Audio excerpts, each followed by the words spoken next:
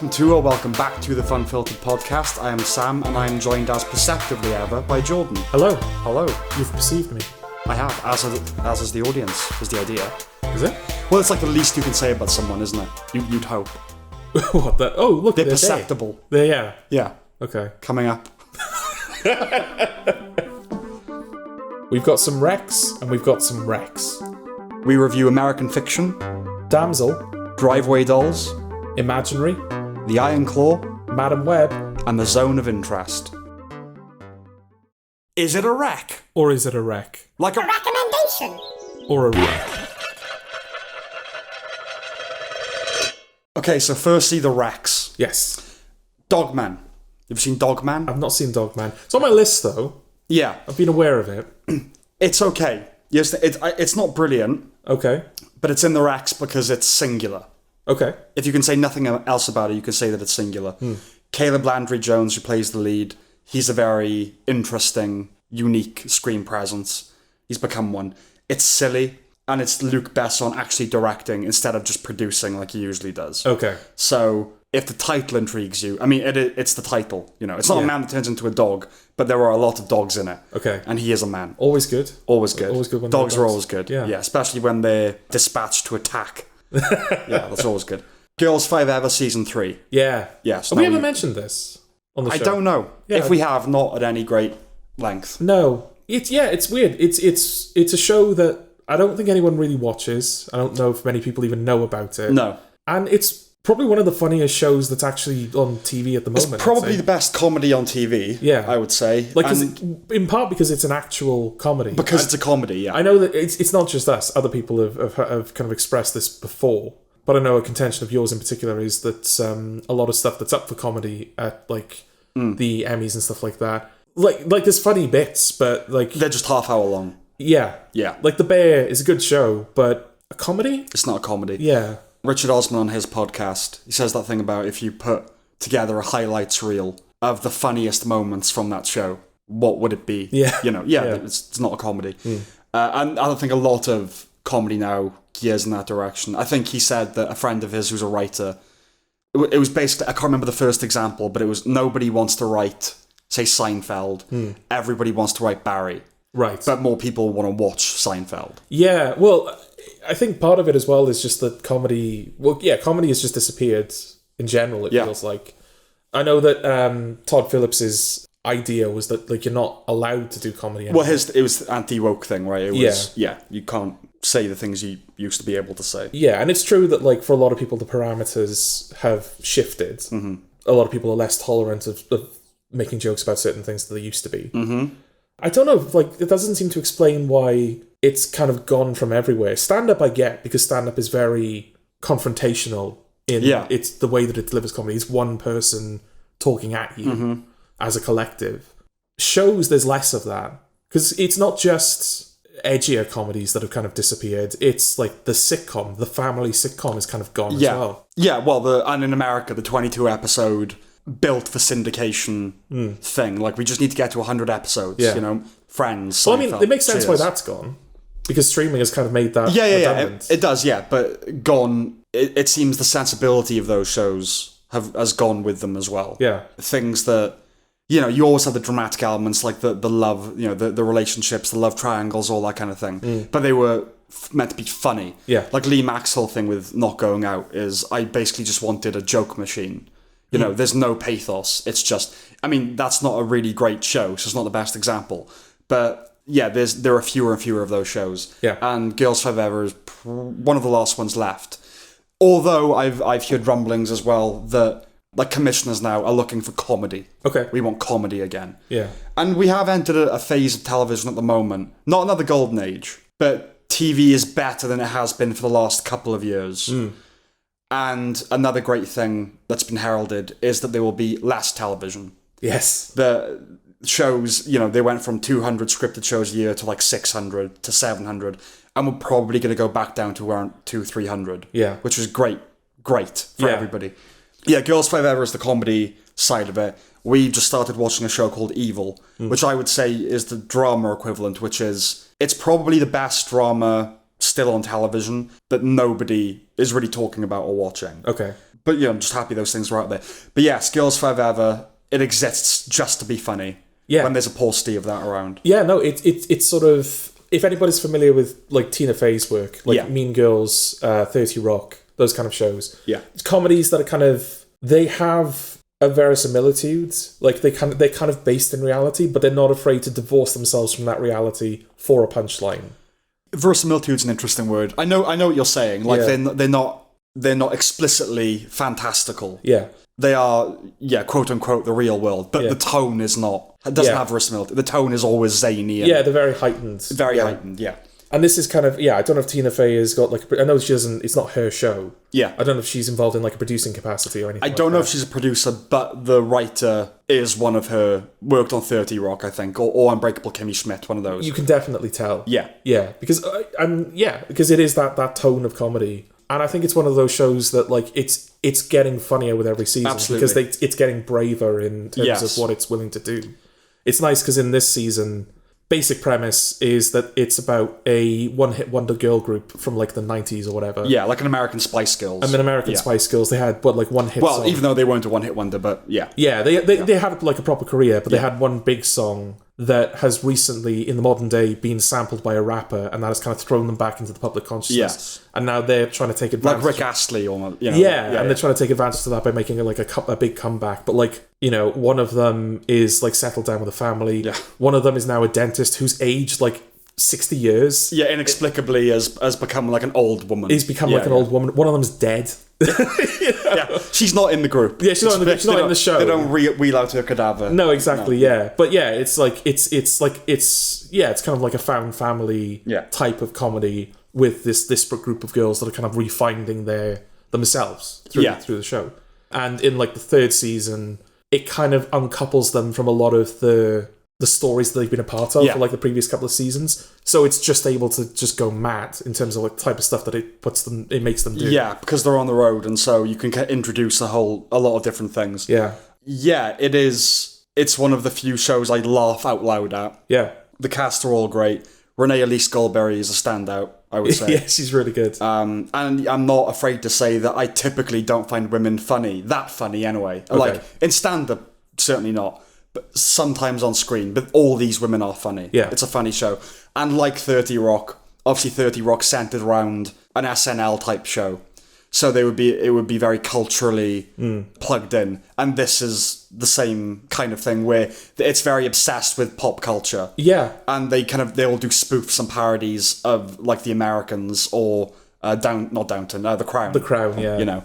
Which ends up becoming like a big plot point. Bizarrely. Yeah. But yeah, that's what's kind of nice about it, is that like some of the examples we've given in recent episodes of like women in shows that we didn't like, or characters that we didn't like that were played by women. Yes. Is because it felt like they were emulating something that like you said, it kind of feels like we're being lied to. Like these women pretending to be like the kind of stereotypes you'd usually see in men, like these slobs. Hard-boiled and yeah. It's like, well, that's not... Like, there might be women like that out there, but that doesn't feel... It's not an accurate representation of... whereas this is emulating something that is very female, and that's kind of allows them to... Yeah, and that's the thing. It's not like, and they're funny because... I think a lot of Christopher Hitchens made this point. He was kind of doing it with his tongue in his cheek. But I think he kind of meant it as well. Female stand-ups, if they're funny, are emulating male forms of comedy. They'll either be very butch, like kind of butch lesbians, or Jewish. Right. Or they're just doing, like Sarah Silverman, very blokey, really, in a comedy. And the women in the show, it's not like they're being blokey. They are being, like, one's a mother, and one's very obsessed with, she's very feminine, obsessed with her image and all that kind of thing.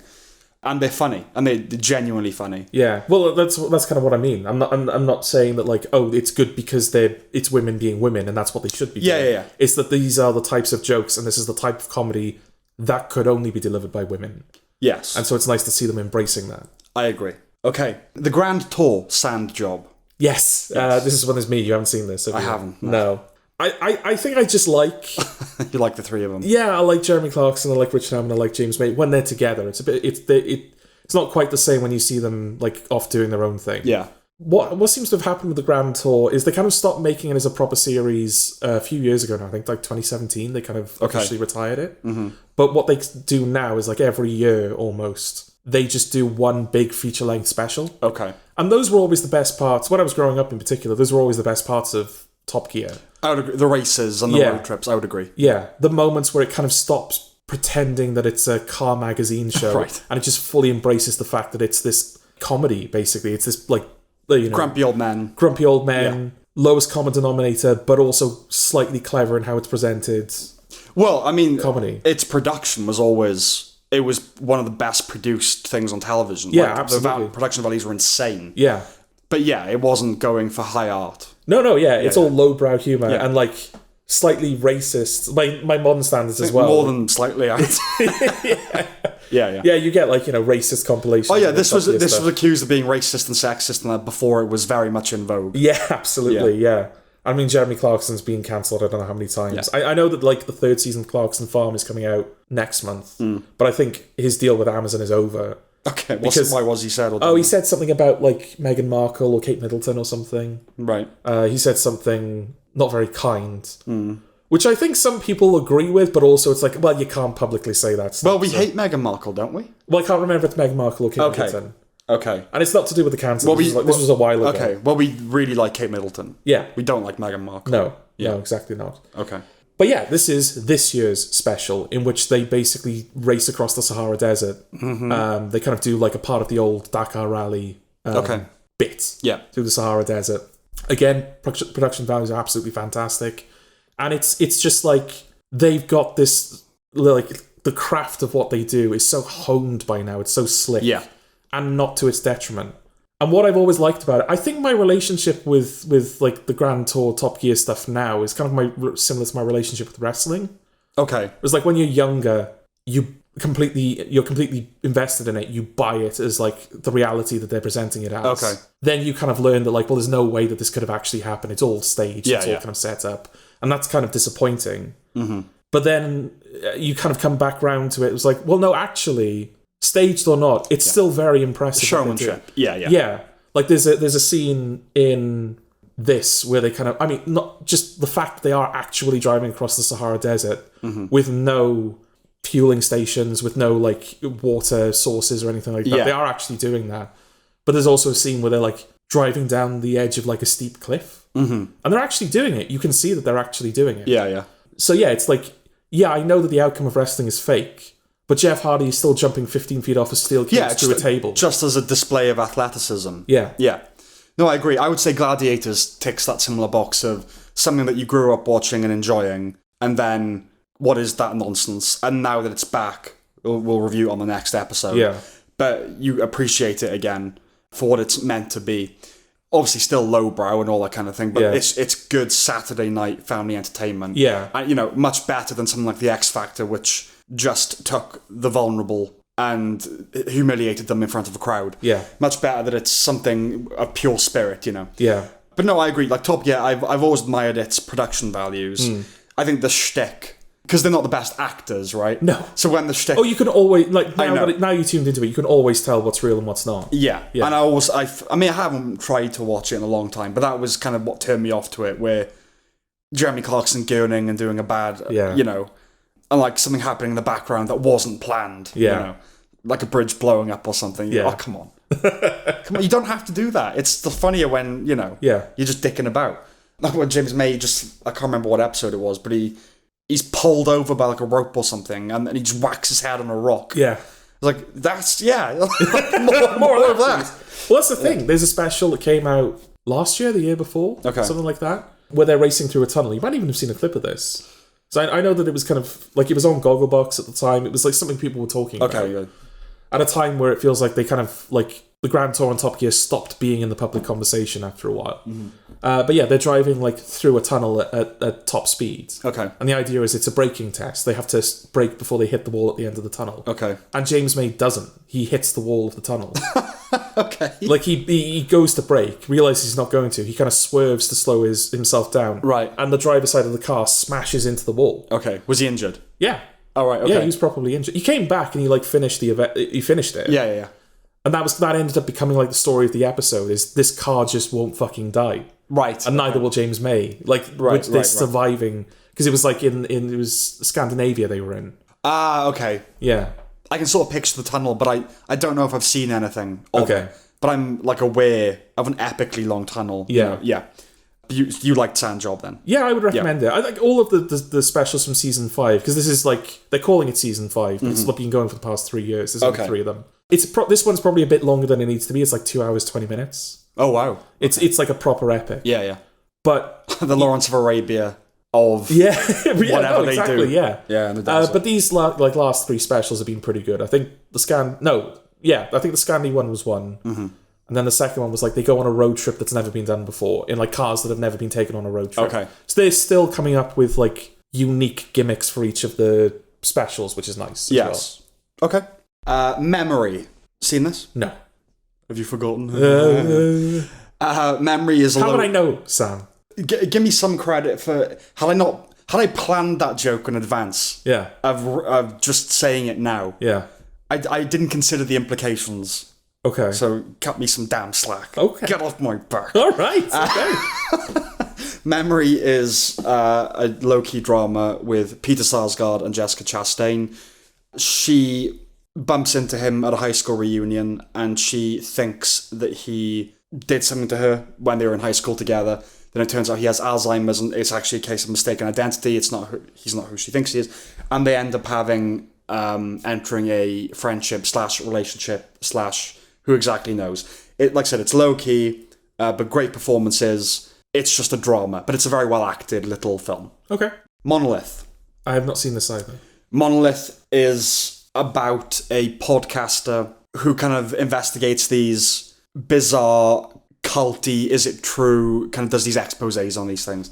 And the current thing that she's working on leads to kind of an unraveling of her sanity. Is it real? Is it not? Is it personally connected to her? That kind of thing. It's one of those films where it relies almost entirely on sound. It's her just alone in her apartment talking to different people on the phone and making her podcast, and verbal storytelling. So it really reminded me of those sequences in The Vast of Night. Oh, yeah. Okay. You know? But it's a film. It's not as good as that, but it's admirable in what it does. Well, I was going to ask, because it feels... Podcasting still feels like a gimmick. Mm-hmm. Like a new toy in the world of like film and television. It still feels like we haven't quite got podcasting rights. It still feels like something that people throw in. Yes. Because, well, that's what people do now. Yes. Yes. Is it like that, and like how is it like presented in the film? Well, I mean... What you're referring to me is, you know, like people go to a party and someone says, oh, I have a podcast, and that's a joke, because everyone has a podcast, you know, and we can't really refute that. Or they'll do like with Dexter New Blood, they'll kind of throw in like a podcaster. Yeah, because it's new. Who's kind of like an exposition machine, but also they're kind of the comic relief. And yeah, no, in this it's very much that the film, she is a podcaster, and it is her making her podcast and kind of having these conversations with people. It's kind of a self-produced thing, so it's her editing it, and she does it all herself, and recording, and yeah, like doing investigative journalism, basically. I think she is a journalist that is now doing a podcast. Okay. Because I think there was a scandal, and now she's kind of... Okay. She's been ousted, so she's doing her own thing. So, no, it's handled really... Because that is the film. It's not like it's part of this... It doesn't feel like it's been wedged in to add to the sense of contemporariness. You know, it's... No, that is the film. And it feels right, you know, it shows podcast making as it is. So, I would recommend it. Okay. Season 1 of Mr. and Mrs. Smith. We've both seen this as well. We both did. Thoughts? I liked it. Yeah, I think it was one of those things that it could have been a review maybe at some point 30 years ago. But yeah, it's just kind of good. Which was nice, because Donald Glover, you never know these days. You don't. I know the people... He's one of those people where there's a lot of people that like anything that he does. Mm-hmm. We're not one of those people, though. There are things that he has done historically that we are fans of. Yes, Community's obviously the big one, and there's some other stuff as well. I haven't seen Atlanta. I know you've got more of a relationship with that show, but the things you've said about it have kind of kept me away from it. Flashes of really good stuff. Like, I mean, we watched the best thing, which is Teddy Perkins.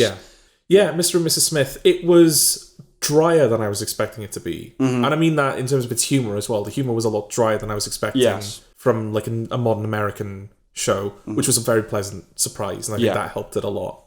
And the ending kind of made me realise, like, I was enjoying it, watching it, but the ending made me realise, I actually do like these characters, and I want them to be alright, and I'm invested in that. Yeah, obviously it's based on the Brad Pitt, Angelina Jolie film. And it's not that, from what I know. No, it's not. No, that's that film. Quite a crappy film. No, but it's about two undercover agents that have to live as a married couple. Yeah. And their burgeoning, like the Americans really, like their burgeoning relationship while they're in that guise. One of the things I liked about it is that it moved a lot quicker than I thought it would. Spoiler, I guess. It's kind of, you see the first episode and the first season is going to be about their blossoming, like, do they like each other? Is it going to be a thing? I think by the third or fourth, they're a couple. Yeah. And have been for a little while. So I like that. It's moving at a deliberate, it knows exactly the story it wants to tell kind of speed. Yeah. And they're both good in it. There's a bit of that annoying young person talk, which is interesting because they're both older than us. Yeah. But that kind of New Yorker young speak. Yeah, but it's not intrusive. No, it's not. It does feel like it's woven into the material. It's a nitpick. There's just some of that. And a lot of great cameos. There's a lot of that where it's like, oh, look at that great actor. Oh, he's in like one episode. That's kind of, every episode has at least one big cameo. You know, like Sharon Horgan was a surprise. Yeah.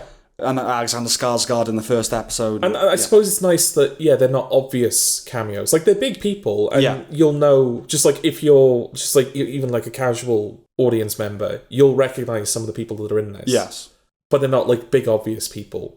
It's not like I didn't have a problem with it, but I know you had a problem with it. Season 2 of The Bear. Yeah, like Olivia Colman. Yeah, it's not that, where it's like, oh, who's big at the moment? Let's put them all in one, like this big family dinner episode. Yes. Yeah. Yeah, no, I agree. So yeah, just a good show, and we'll see. It hasn't been renewed yet. Okay. So we'll see what comes of it in the future. Yeah. Orion in the Dark. Charlie Kaufman. Yes. He's not the type of person that I would have thought would have done a children's animated film. No. I mean, he didn't direct it. No, he didn't direct it. But yeah, just in terms of writing it, given like what his scripts have dealt with in the past, it would have felt like, I'm not saying that like it's beneath him, because I did like Orion in the Dark, so I'm not saying that the material was beneath him. It just feels like he might find it too restricting. Yeah, no, I agree. Operating within those parameters. Yeah. But he's managed to make this story work, He has. And he's definitely in there. Yeah. I don't know if you would guess it was him if you didn't know. No. But when you do know, you can detect the Kaufman-isms in there. Yeah. The animation is a bit weak. I was very disappointed in the animation. I think, is this the first thing that DreamWorks has put out since Puss in Boots?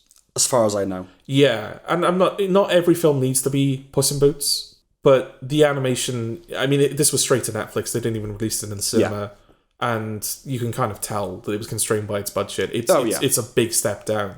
And again, that's fine. Like, studios need to be making cheaper films. They need to be investing in smaller projects.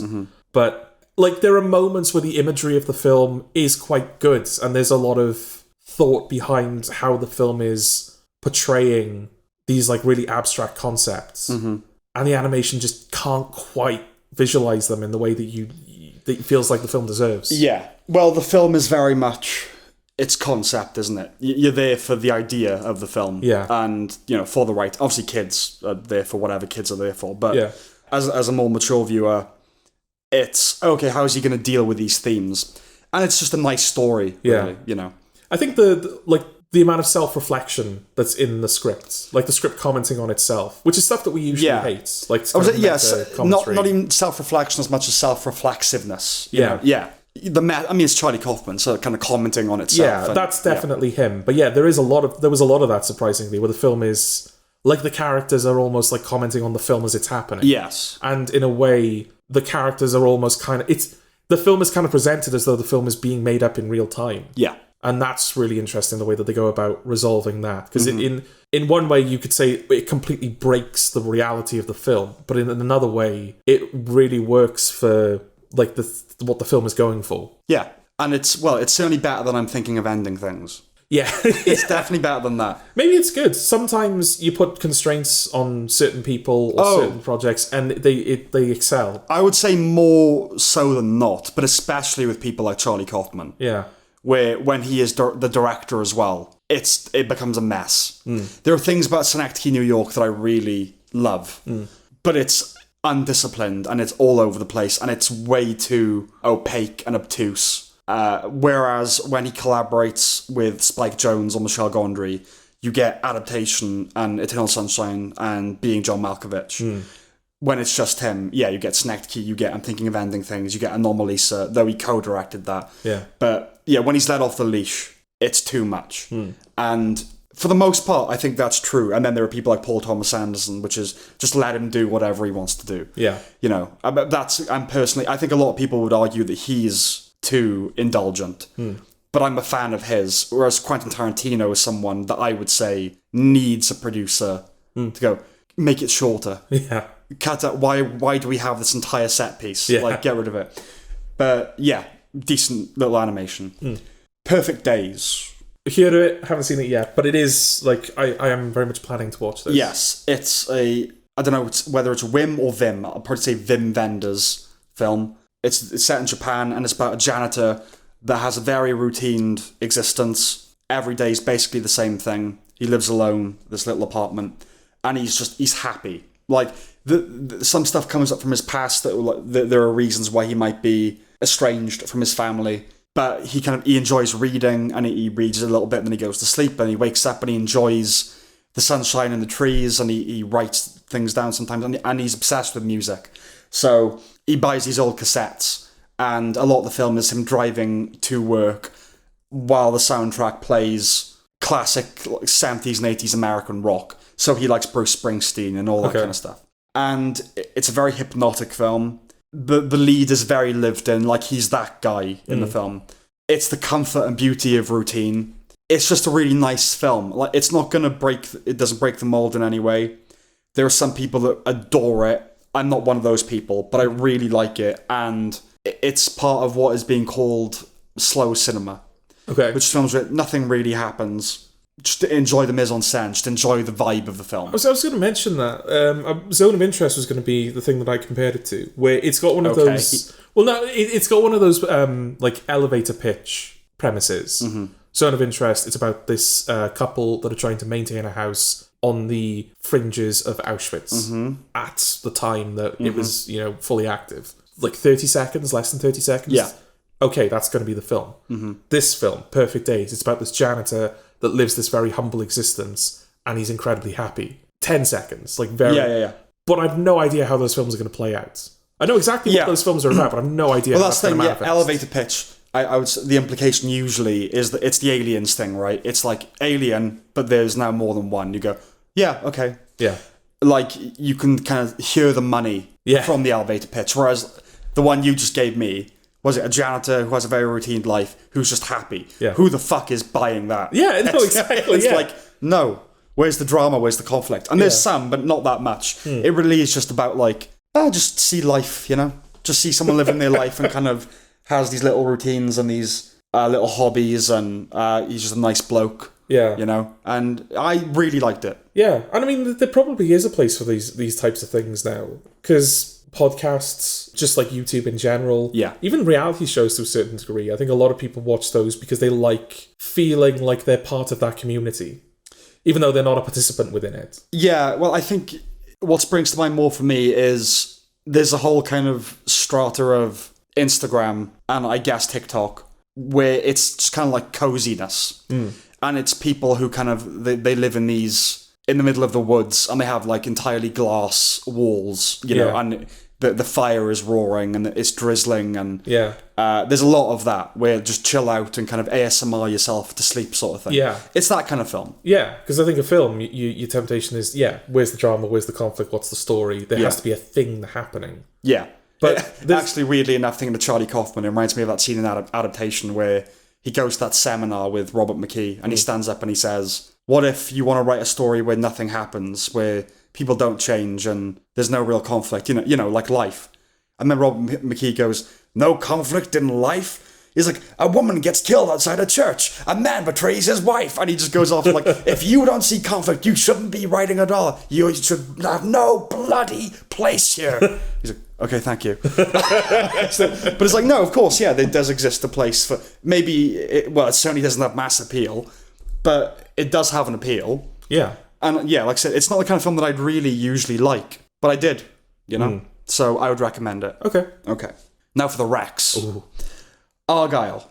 I have not seen Argyle. Well, you needn't. Okay. Matthew Vaughn directed film in the same vein as Kingsman and all those kind of new spy films that have that kind of chic suit designer thing going on. Yeah. Yeah, Matthew Vaughn and Guy Ritchie kind of, they both do exactly the same thing now, and exclusively that. So Matthew Vaughn needs to do something different, because he's been very good in the past. Kick-Ass is very good, Layer Cake is very good, Stardust, and those three films are basically back-to-back, and they're incredibly different. Yeah. Very stylish, all of them, but very different. And now he just kind of makes these gangster or spy movies. Yeah. Yeah, it's trash, don't bother. I mean, Dua Lipa's in it, and she's attractive to look at, but that's it. Right, okay. Season 1 of Criminal Record. Yeah. I saw, I think, half the first episode. You saw more than you needed to, and this is coming from someone who's now seen the whole thing. Yeah. I mean, this is one of those shows that just proves that it doesn't matter how right your character is, how morally right they are, or how pure their intentions. If they're not likable, or if they're not, like, sympathetic, then you will just root against them. Right. I can't remember her fucking name. Is it like Jumbo Sausage or something? Is it Cush Jumbo? Cush Jumbo, yeah. She plays like the protagonist. Yeah. She is a police officer. We meet her and she's like listening back to like a 911 call. She's like reviewing these 911 calls. And somebody says that they're being chased by a guy that has confessed to a murder that was solved years ago. And another guy's in prison for it. And she starts to investigate it. She finds out that Peter Capaldi was the kind of lead officer in that case. And they put away this guy. There was evidence. There was a confession. It was a slam dunk case. But then she finds out, this guy's black. They're white. Right. They're probably racist. Oh, that's what it is it? Yeah. Okay. And it turns out, everybody's racist except her. Duh. But it's like, it's annoying. It's that annoying thing that they all do now. Oh, we have plenty of reviews coming up that cover this, yes. There's like an episode where she goes to like watch her son play like a game of football or something, and she's arguing with the husband, and race comes into it somehow when it needn't. Is the husband black? No, the husband's white. Okay. And I think that's the point, is that race needn't be brought into it, because she kind of like alludes to something like, race or whatever. And he's like, God, it's always fucking race with you, isn't it? You always have to play like the race card. And then in the following episode, it starts with him and the mother, that's also white, watching a press conference that she was asked to be a part of. And they just go, the only reason they even asked you is because you were black. And she's like, what do you want, a fucking gold star? Right. It's like, well, you would just... I know, yeah. Do you care or not? You can never win, kind of. Yeah, exactly. And she's one of those people, you can never win. But the show completely vindicates her, because everything that she believes is right. Right.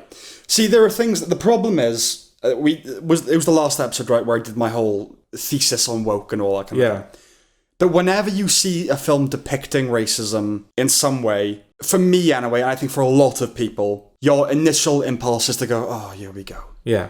Even if you completely agree with what it's saying. Yeah. Oh, I don't need... I get it. But you do occasionally see things, and if you have a goodwill towards the thing, it goes such a long way. Like I said, we just started watching Evil. And in the second episode, a large part of it revolves around a girl that seemingly came back from the dead. And then through their investigation of the main characters, they determine that there is a discrepancy between how long surgeons will try to resuscitate a white patient than they do a black patient. They'll spend longer on the white patients. Yeah, like in this hospital in this show. Yeah. Maybe it is reflective of something in real life, I don't know. I will say, occasionally the show does a couple of things that I'm a bit like, about. In any other show, that's the kind of storyline where I go, ugh. But I didn't mind it in that. Yeah. Because the show had kind of won me over already. And it goes such a long way, because it's not like, I don't believe that racism exists, and I don't believe that there's a place to explore that in art. Yeah, of course. But for the most part, I think, I don't know, you just sense this attitude that's, see? It's that as well, yeah. It's not just that... I think it's two major problems. The first one is, these are not original observations. Right. And yet I feel like they're often presented as though they are. Okay. It's like, the police are racist, and they put a black guy in prison. It's like, well, okay. Yeah.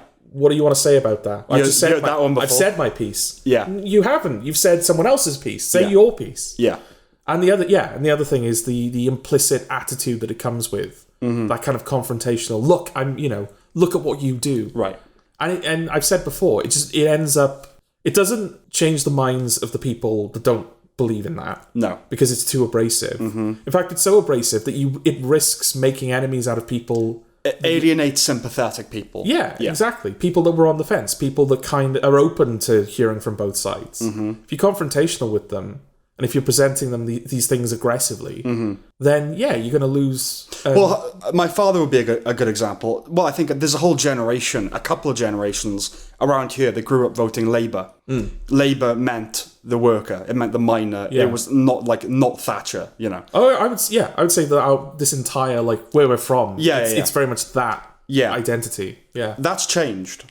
That's completely changed for those two generations. I don't know if that would be borne out in kind of elections, but you speak to people now, and it used to be unconditionally Labour, the unions, all that kind of thing, the working man, and they don't think Labour is that anymore, and it's not. And my father, all of his favourite music is black music. He loves gospel music. He R&B, like Marvin Gaye, Luther Vandross. He loves all that kind of stuff. And his favourite films are they tend to be about the things like The Colour Purple. Things about disenfranchised people. And then you get whatever that dance group was on Britain's Got Talent doing the George Floyd dance. Oh, right. And he's just like, oh, fuck off. I mean, the way he said it to me was, I think I'm starting to dislike black people. He kind of said it in jest in a way. I said, well, you don't mean that, do you? No, and he was like, no, I'm just so sick of it. Yeah. And it's true, it alienates people. Because what has happened or changed in the last 10, 20 years? It's all gotten worse? The racial problem's gotten worse in the last 20 years? No, there's just more social media. Yeah. But anyway, that's a tangential point. Criminal record. Yeah. I don't recommend it. Shit. Yeah. Okay. Criminal. Yes. Lisa Frankenstein. Now, I know for a fact that there may be some disagreement here. Yeah. Tell me why it's on this list, Sam. It's 80s nostalgia porn. Okay. And while I like Catherine Newton, it's ultimately a bit of a dud. Okay. It is. There's a lot of 80s in it. It's an incredibly 80s thing. The most that I've seen in the category. It's aggressively 80s. Yes. At what point does the 80s transition over from being a nostalgia baity period of time to an historical period of time? So, for example... No, you're saying, yeah. There's a lot of stuff that's kind of set in the 1920s and 1930s, whether that's mafia stuff or whether it's the Prohibition or whether it's post-war Britain, post-war America, whatever it is. You got a lot of stuff that's set around the 20s and 30s, and that's never framed as, it's 20s nostalgia porn. It's 30s nostalgia porn. Yes. When is the 80s? Because the 80s is 40, 50 years ago now, right? Time is quicker, though. Time is quicker. I understand that. Yeah. And we're a lot closer in terms of humanity and humanity's position in the grand scheme of things. We're a lot closer to where we were in the 80s than we were in the 20s. 20s does feel like a different era. Yeah.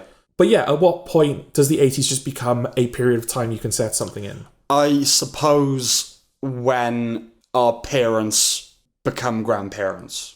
But a lot of them have. When that generation... that's happening now. Yeah. But when the grandparents, our grandparents' generation has died out. Yeah. And our parents are that generation, and we are firmly our parents' generation. Yeah, that's starting to happen now. Yeah. But you got to think that the bulk of the artists working in Hollywood that make things came of age in the 80s. Yeah.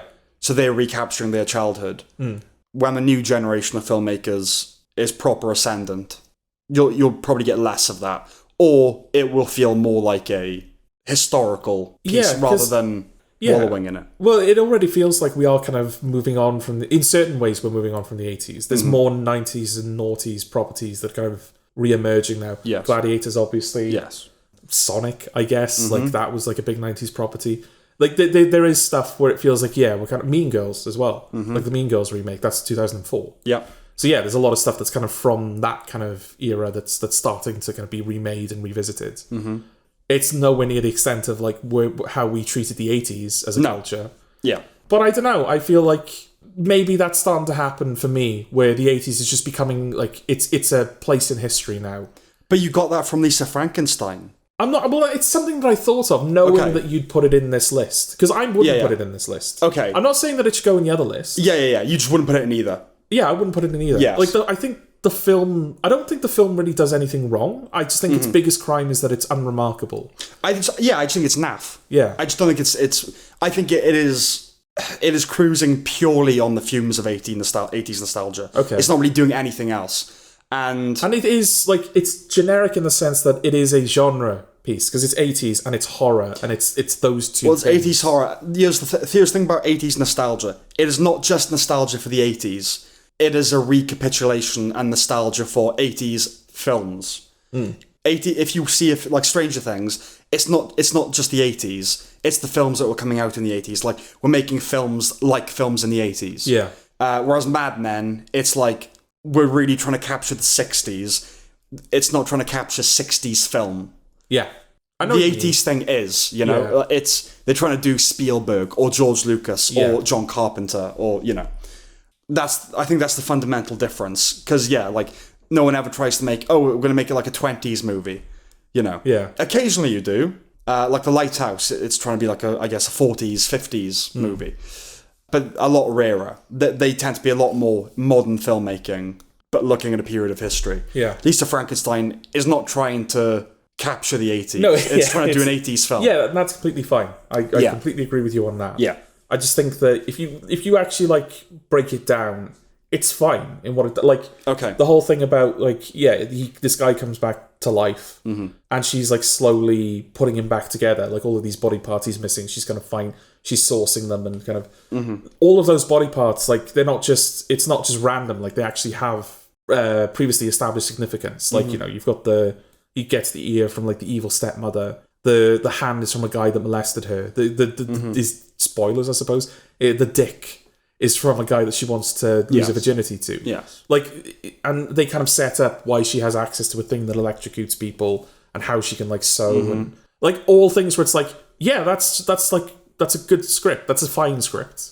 Let's not call it a good script. Yeah, it's like, it has an internal logic. It works for what it's doing. Yeah, I just think that, like, the biggest problem is that, it's not... There are some people that will watch this and this will absolutely be their thing. Oh, like, yeah, it will but you say absolutely about speak anything, to really, them. can you? No, I agree. But it's not, like, broadly speaking, it's not a remarkable film. Well, that's the thing. I don't think it's a travesty. I just think it's naff. I think the gap between us is, I would probably say it's a 2-star film. Okay. Whereas I feel like you're more of a 3. Yeah, I'd say 3. Okay. I think 3's fair. So, okay, fair enough. I mean, like I said, I'm not going to...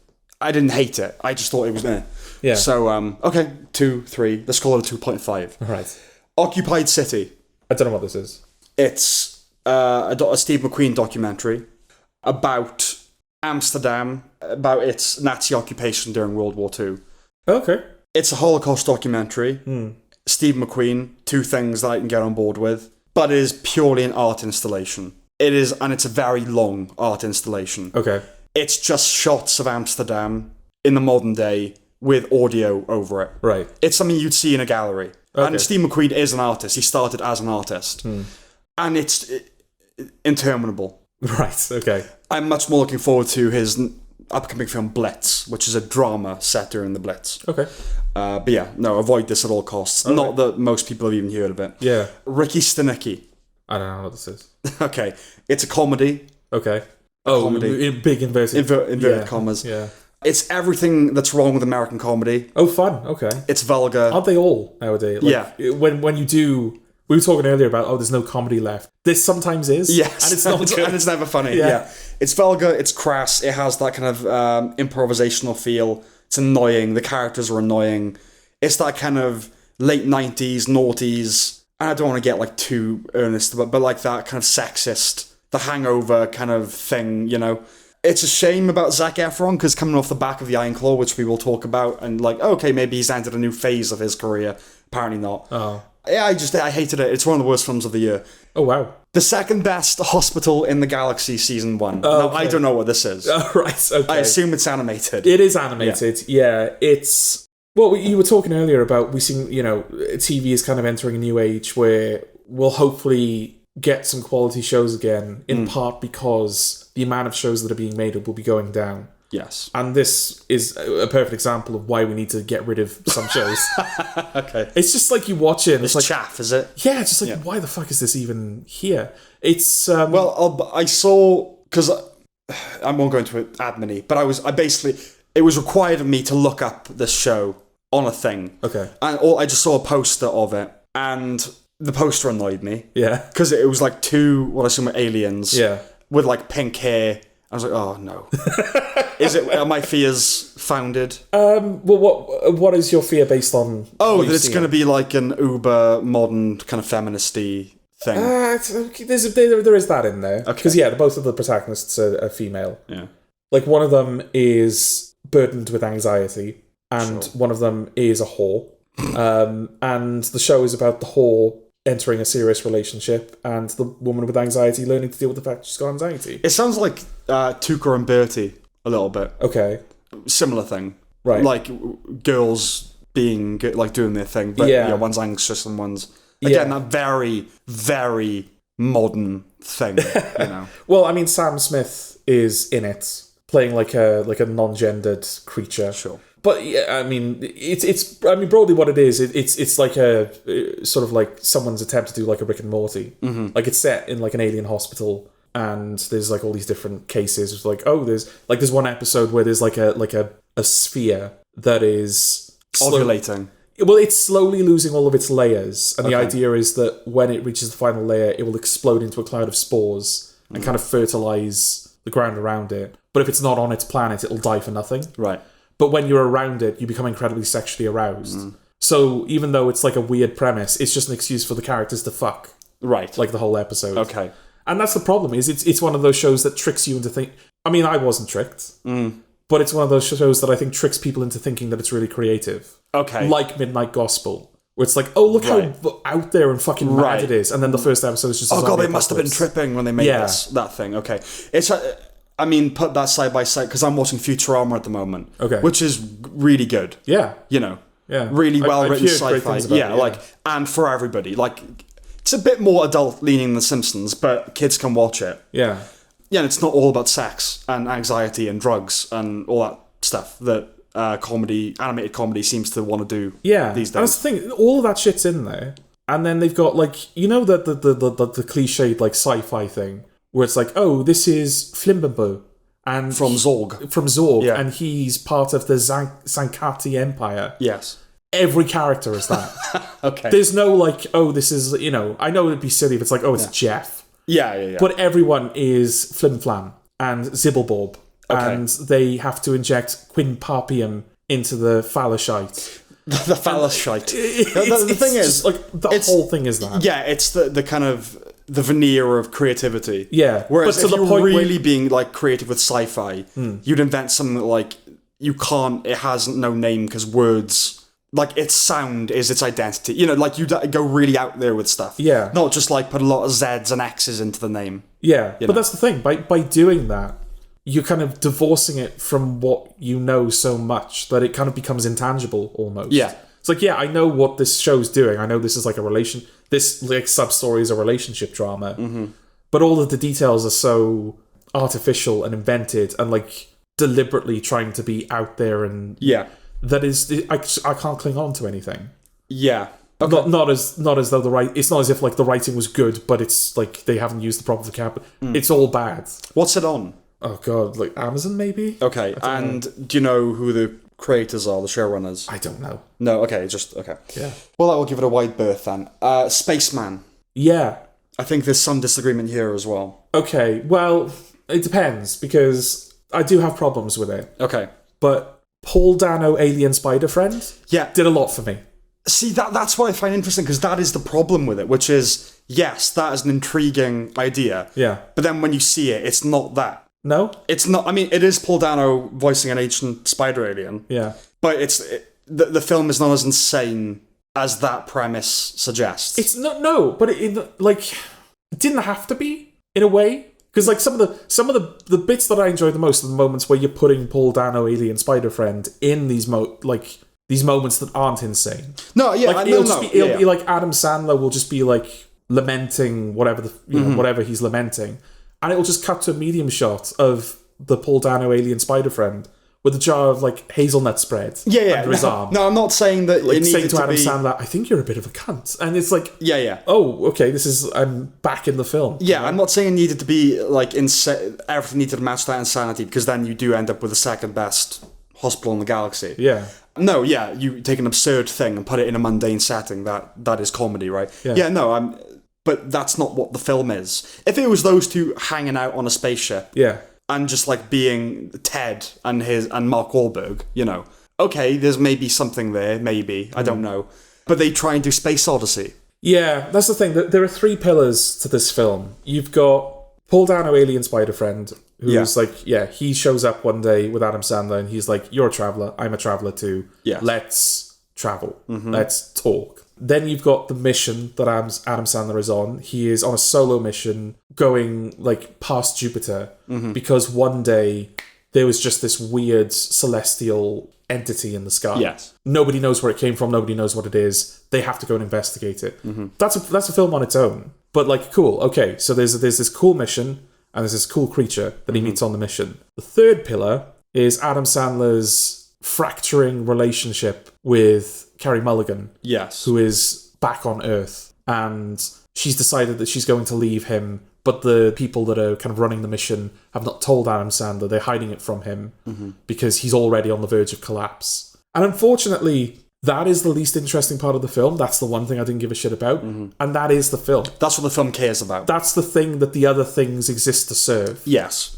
Like you said, the Space Odyssey thing at the end is to resolve that. It's not to resolve the spider stuff or the other stuff. Yeah. It's, a lot of sci-fi, that deals in these very out there concepts, they will always try and ground it in, it's really about a family, it's really about these, like Interstellar, all that kind of thing. Yeah. Some of them work, some of them don't. Contact is a great example. I would say Interstellar was actually a good example of doing it quite well. But, like Space Odyssey, it's Kubrick, right? So not known for his likable characters. The reason that film is as good as it is, even though there's a character at the heart of it, it's a film about ideas and the cosmos and the aesthetics of existence and being. It is like a trip, and that's what's great about that film. It's what it's doing with time and the Star Child and all that kind of thing. Yeah, this is trying to do all that, but also the Interstellar thing with with Matthew McConaughey and Jessica Chastain. It's doing that with Sandler and Carey Mulligan. Yeah. And it's also doing the Brian and Peter Griffin thing. Yeah. It's a weird little... And that sounds like it could be, ooh, I want to see that. But it's not anywhere near as captivating as it sounds. No. Sandler isn't embarrassing. I'll give him that. It's not... It's not... It shouldn't be put in the same camp as Punch Drunk Love or Uncut Gems. No, it certainly should not. But it's also not what you come to expect from Sandler. No. Seeing the spider die... I didn't like that. That was in poor taste. But you hate spiders as well. Well, they did me to this spider, Sam. Okay. But it wasn't just that. I think the problem that I had with it is that obviously the spider is a creature that exists in that universe. It is a traveller that has discovered Adam Sandler, and now it's kind of studying him almost. Yeah. And through studying him, it's kind of helping Sandler work through all of the stuff that he's having to work through. And by seeing the character die around the same time that Sandler's character arc completes, it demotes the spider from a character, like a being that exists in that universe and has a place in that universe like Sandler does. Yes. It demotes him to like a plot device. I agree, yeah. Yeah, so it feels like, I didn't spend a film with two characters. I spent a film with one character and a thing, a vessel to like get that character from A to B. Yeah, no, I agree. Yeah. Okay, and finally, True Detective Night Country. Well, this was fucking shit, wasn't it? It really fucking was. Was this like a part of the reason that we thought we started doing the Rex and Rex, so we didn't have to do a proper review of Yeah, I think so. Night Country? I mean, I feel slightly vindicated with this because, not really, in a kind of joking way, but you didn't mind the first episode, right? You were like, okay. I was kind of... not on board, but I was like intrigued by the fact that it was being overtly supernatural. Yeah. It's like, I want to see where they take this. Yeah, and I hated it from the beginning. Okay. So I felt a bit vindicated, like you think you are with Game of Thrones. Right. But yeah, what can we say about it? It was tedious. Yeah. It was annoying. Yeah. It was doing that deadlock thing of the women are not like this. Convoluted. Everyone is unlikable. Yeah. Everyone, absolutely every character is unlikable. I didn't know what the plot was. No, I couldn't follow it. Now, here's the thing. I really Season 1 of True Detective is also very dense with its plotting. Like, ultimately, the killer ends up being just a bloke. Yeah. But the way they get there's a lot of, like, names to remember and dates to remember. But if you're paying attention, you do. And you appreciate the writing of it. Yeah. And then 2 and 3 are less complicated. This is trying to do the first season kind of thing. And, you know, it was praised for, it's a return to form. It hasn't been this good since the first season. It's not nearly as good as the first season. And I know there was an active attempt to, we'll take what was, like, all the things about the first season, the dressing of the first season, and we'll do the opposite. Yeah. So instead of hot, it's cold. Instead of male, it's female. Which, fine. Fine, completely fine. Yeah. Even though the women are blokes. Yeah. Again, it's like, they're not feminine, they're masculine women. Yeah. And I'm not saying there's anything wrong with that, but the idea of flipping it implies a bit like one of the criticisms for the first season, as much as it was praised, was, it's very macho. It's very man, and I can kind of see that. But this doesn't feel that much different. It's still dark and brooding, and they're damaged, and it's still doing all that stuff. Yeah, I read the plot after it finished, and I'd watched the whole thing. I read the plot on Wikipedia, because I had no idea what had happened. I paid no attention to it. Well, it felt like, because it all ends up, I think it ends up all concluded. It wraps everything. Yeah, it's not there's anything hanging. It's just like I didn't really understand who was who. And well, no, because they present you like kind of an intriguing mystery at the beginning of the episode. There are these 8 guys that were in a research station, and they all were found dead in the middle of the ice field. Yeah. There was no sign of a struggle. There was no sign that they were like killed intentionally. They seemed to just voluntarily walk out into the ice naked, and they all just died together. Yes. And then one of them somehow, some way, even survived the whole ordeal. It's like, okay, this was like an interesting little mystery to build a season on. Yeah. And then for the rest of the season, they seem to start investigating this completely different crime. Yeah. Which does end up feeding back into it. But it's like, no, go back to the other crime. That's the crime I'm invested in. Yeah, I mean, again, and for not knowing really what was going on, the conclusion, I mean, I didn't know exactly who or why, but it was the kind of conclusion I expected. Yeah. With the kind of characters responsible that I thought might be responsible for it. Yeah. And, you know, yeah, I like things, the whole 30 Days of Night thing. I like things that are set there. I like snow set things. I like kind of, is it supernatural, isn't it? Like I said, this is overtly. I like the kind of esoteric, you know, that feeling of doom and kind of ritual murder and like all stuff in my wheelhouse. Yeah. But so imagine how bad it must be. Exactly. Yeah. And it's all kind of stuff that I've seen before. I mean, it's The Thing and it's Fortitude. Oh, it's very Fortitude. It's very Fortitude, yeah, which is a much superior show. Yeah. The first season, anyway. Yeah, like I said, I read the plot after it finished, and I still didn't really understand what... Because it just requires you to remember kind of... And juggle so many different things that you have to really care. Yeah. And a problem that I had with it as well is pretty much the first scene, the first shot, it's a lot of CGI reindeer, right? I think. Caribou. Caribou, yeah. And it's quite poor. It's just a bugbear with me where things that otherwise look quite good, not that this does really, have quite poor CGI. And when you compare that to the first season of True Detective, where the cinematography is amazing. Yeah. And then you get this and it's, you know, a cartoon, it's Bambi. Yeah. And I'm just like, okay, I'm put off already, you know. But I gave it a chance and it failed me. Yes. So yes, avoid it. Shall we do some reviews now? Oh, fun. Okay. Okay.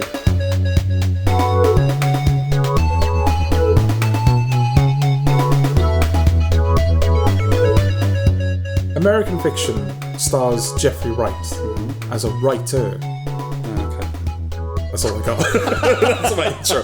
Yeah, Jeffrey... Sterling K. Brown as a sterling chap. It's just a great guy. Stars Jeffrey Wright as an African American writer.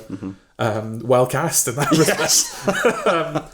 Yeah, and this is a story, this is a film that I think it kind of goes back to what we were talking about earlier, where it's like, it's a topic that when you just hear the topic or when it starts to present itself, you kind of go, okay. Yeah, the sphere in which the film exists. It's about African American writers kind of being pigeonholed into being African American, like one of the earliest scenes, I think the first scene actually. Yeah. It's sort of like a reprise of the scene from Tar in a way, where he's in a classroom with students that are, I think he's using the N-word, they're talking about the N-words, and there's like a white student that's like, oh, I feel offended that you've said that, and he's like, well, I'm not. Yes, so why should you be? Yeah, why should you be? And she's like, well, it's offensive. And that kind of ends up in him having to like step away from that role because the student is offended. Yes. Because he used a racist term. Yeah, I mean, they're probably talking Meant about for like him. Tom Sawyer or something like that. You know? Yeah, I can't remember the exact context. And then not long after that, he goes to like a bookstore and he sees that his works, which are highbrow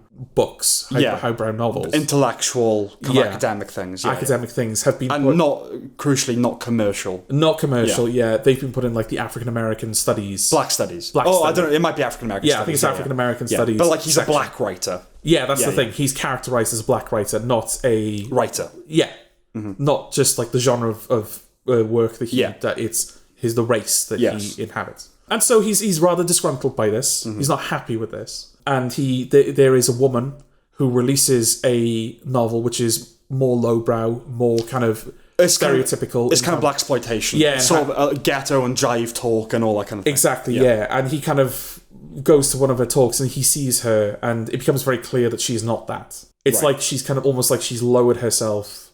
Yes. To write that. She's educated. She comes from a privileged background. But it's like ghetto stuff. Yes. And like after various like triggers and whatnot, he kind of reaches the point where he goes, you know what, fuck it, I'm just going to write one of those books. I'm going to write the blackest book there is. Yes. The most stereotypically... The worst, racist, blackest thing I can think of. Yeah. And it becomes an international phenomenon. Mm-hmm. And that's kind of the thing at the heart of the film is, the black writers are like pigeonholed, and that is the stuff that kind of the worst aspects of the stereotypes of that race, when those are kind of written about and kind of evoked, that's the stuff that gets people's attention. Yeah. When you kind of play into your identity and you play into your demographic and who the things that you can't control. Yes. That's when you kind of get the attention. Yes. Like when you write about, in marginalised communities, like a drug addict who never knew his father and can barely speak English, you're very brave. Yeah. Kind of having done that. And obviously it's a kind of critique, it's a satire of the publishing industry, which is almost entirely made up of white women. Yeah, well, we'll say we both liked this film. Yeah, which is nice. It was nice to kind of see something that felt fair in how that it was approaching the topic. Like Tar, it's an anti-woke film. Yeah. It really is. And again, the call is coming from inside the house. One of the things I love about it, and it's a film, I would say, I don't love the film. I like it quite a lot. Yeah. I don't love it.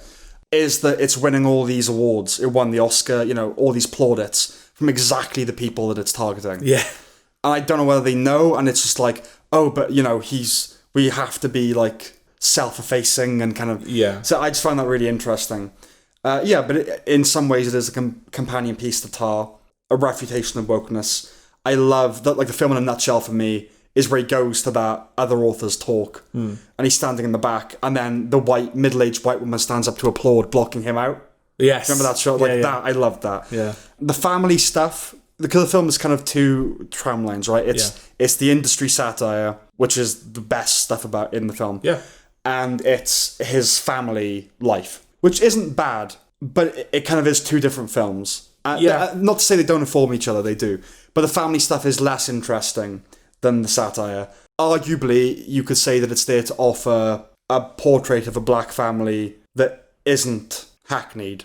You're seeing his actual family and what, black families come in all shapes and sizes. But yeah, there are two different films and there's not a lot in the way of synthesis. Jeffrey Wright and Sterling K. Brown are good. Yeah. I don't know if they're Academy good, because they were both nominated. Well, Jeffrey Wright in particular, I'm not that familiar with Sterling K. Brown. I don't think. He's not someone that I remembered when I saw him on screen. Yeah. But in terms of Jeffrey Wright, this feels like a Jeffrey Wright performance. A good Jeffrey Wright performance. But him in low-key mode, yeah. Yeah. Yeah, it just feels like a slight modification of his usual shtick. Shtick is, just like the way he is in the Batman or Westworld, as opposed to the kind of Boardwalk Empire. And I didn't need that. I know what you're I'm not saying that he needs to do that to be award-worthy. Yes. I was just surprised, given some of the other nominations, given some of the people that he was up against, I was surprised to see him there. Yeah. Well, the script is... I think it's for the type of character that he plays as well, more than the performance itself necessarily. The script doesn't demand much of the leading guy, because it's a well-written script, and that does the heavy lifting. There are no histrionics required, really. Yeah, there are moments where he has to inhabit... Because he writes the book under a pseudonym. Yeah. Obviously, because, the idea is that he's publishing this book anonymously. Yeah. Expecting it to fail, and it becomes an international phenomenon. So he ends up having to become the guy that he's pretending to be. Yes. while kind of also concealing his identity. And so there are moments where he's having to play a character in character. Yes. But they're not drastic departures from what it's him just slightly kind of changing his voice and... Yeah, and kind of restraining his more intellectual impulses. Yeah. Okay, so, I mean, on the filmmaking level, what else can we say? It's not striking visually. It's not trying to be. No. It's the script. The film is the script, right? So let's talk about what we think about what it's saying or doing, its themes. So the film is obviously on Monk's, the main character's side for the most part. So his condemnation of the sensationalization of black representation in art, a lot of Asians in that sentence. Yeah. But it also offers some counter-arguments, which can be boiled down to give the people what they want. So in the penultimate scene or whatever it is, he finally has to sit down with the other author and is like, how can you do this, basically? And she says, look, you know, you can call it cynical, but it's what they want to read. And what, like, we shouldn't write about disenfranchised people? Now, I've always been torn on this issue because as an ardent but admittedly broke capitalist, I'm all for the market, you know, if that's what the people want. But when it comes to art, not so much. So, like, you have to hope that enough people are disposed to create things that people want so that it creates enough space for everything else. And actually, in Cole Jefferson, the writer, in his acceptance speech at the Oscars, that's what he chose to talk about. You'd expect him, unfortunately, you would expect that he would talk about racial issues.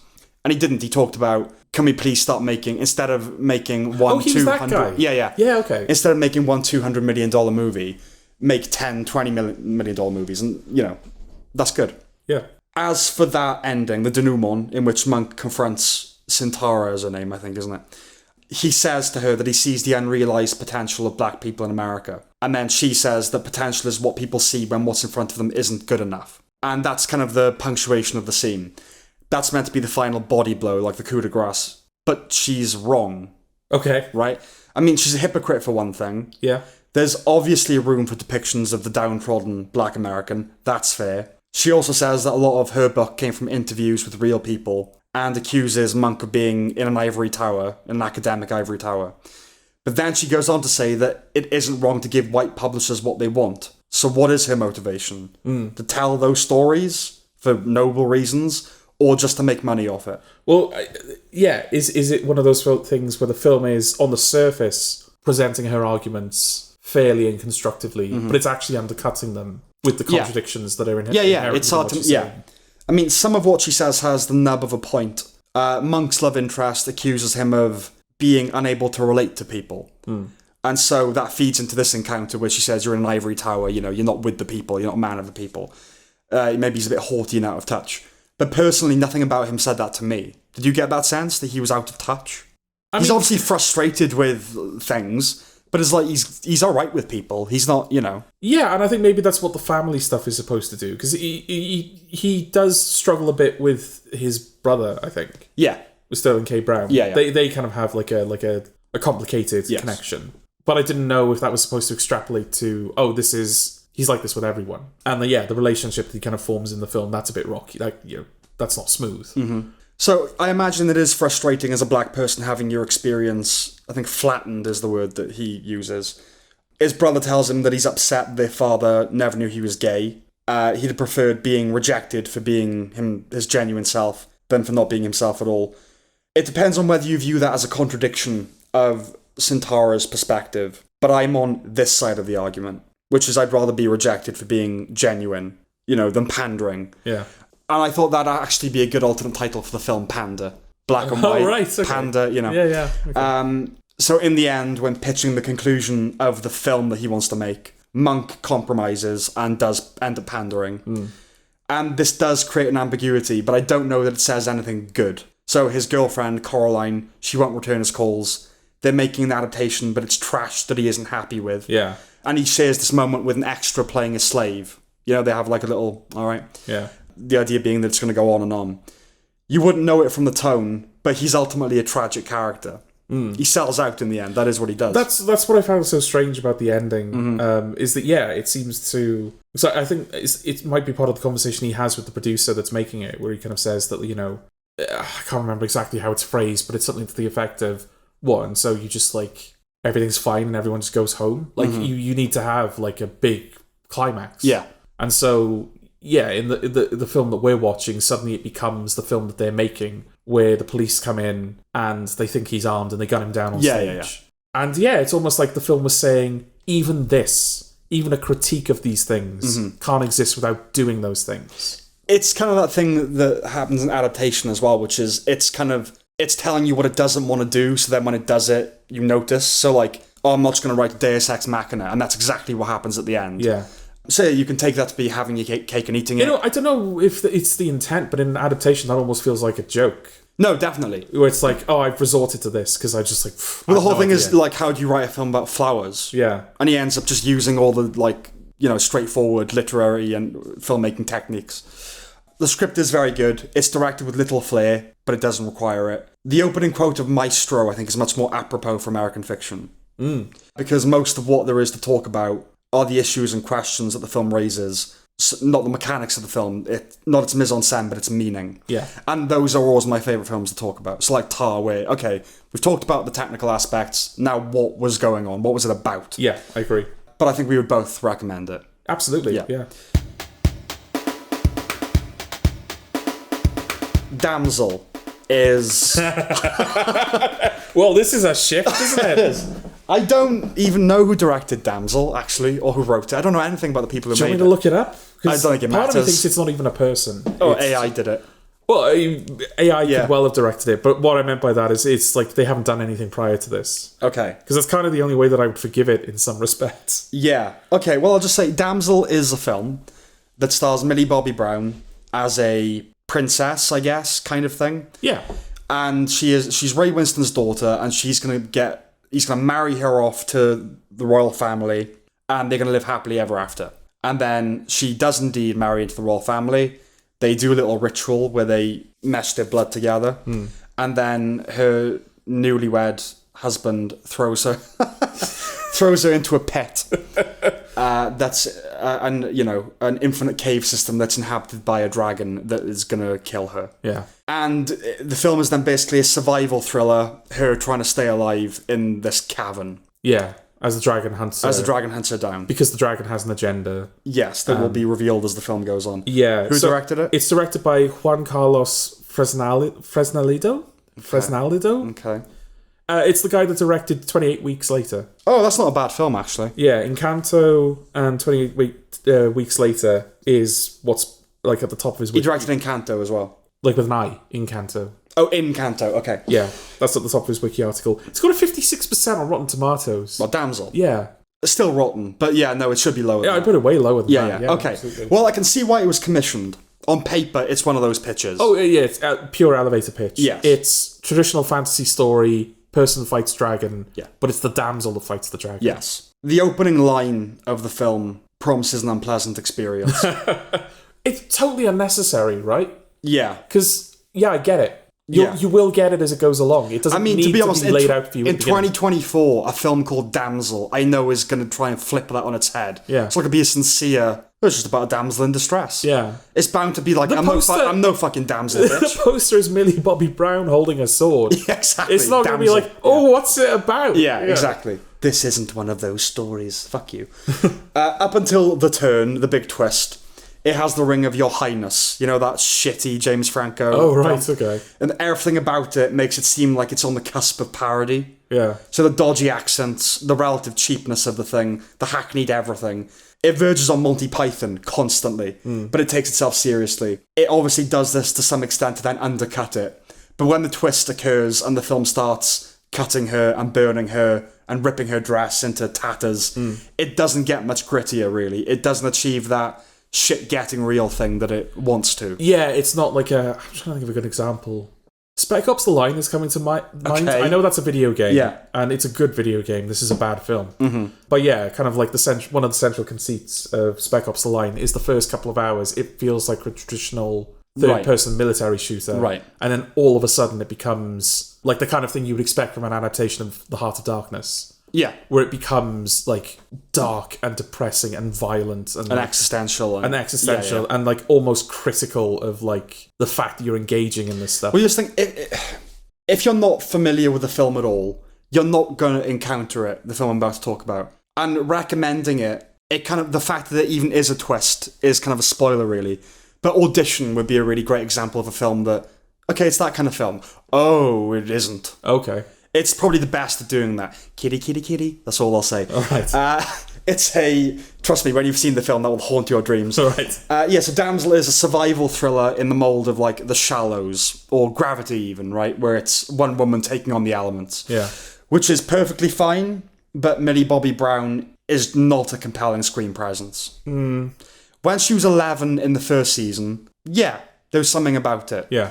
Not anymore. And she just seems like such an annoying person. Well, like, she's done nothing to help her case over the past, like, she was in one of the Godzilla monster films, and she was, like, really precocious and horrible. That's her thing, isn't it? Precocious. Yeah. And that just seems to be getting worse as she gets older. Yeah. I like the idea of getting more precocious as you get older. Yeah, firstly, frankly, she doesn't look the part. She looks young and meager. She doesn't look like Ripley. It's the Prey problem, isn't it? Yeah. Where it doesn't look like... I know that's not really going for historical accuracy, but she doesn't look like a person that would exist in that time under those circumstances. No. She looks like a modern woman pretending to do that. Yes, I agree. Yeah, she just doesn't have the gravitas or the grit to sell this Ripley facsimile. And at its highest aspiration, this film is trying to be Alien. Yeah. And it wants her to be Ripley. But Alien is the quintessential subversion of the damsel trope. Yeah, thinking about it, there's nothing that the film does to kind of like show you why she's the one that survives. Yeah, what's special about her? Yeah, like even Lisa Frankenstein does that. Like I said, it throws little things into the beginning that seem like just details of the character that end up explaining why she's best suited to kind of bringing this guy back to life. I suppose the only thing is that she's not a princess, is that like she rejects that bullshit. She reads books, she's bookish, and she's interested in the world, and she's not like obsessed with beauty and being locked up in a car. Even though when she meets the guy, she's like, oh yeah, all right, I'll marry him. Yeah. But yeah, I guess that's the one thing that's supposed to distinguish her, is that she's like a feminist in a fairy kingdom. Oh, watch out, dragon! This girl reads. Even if I was a dragon, I'd avoid a feminist. To be honest. But yeah, oh no. But the point is, Alien remains the best. Like, it's just Sigourney Weaver, and she ends up being the badass. But other films have done it much better, and without being so overt and literal about the whole thing. When she escapes, I don't care about spoilers. When she escapes the lair, she then returns in the third act as the badass bitch. Like, she now knows it, she's intimately familiar with it. It is the zenith of cringe when she does that. She ends up as something not a million miles away from Raquel Welch in 1 million years BC, but, unsexy and empowered.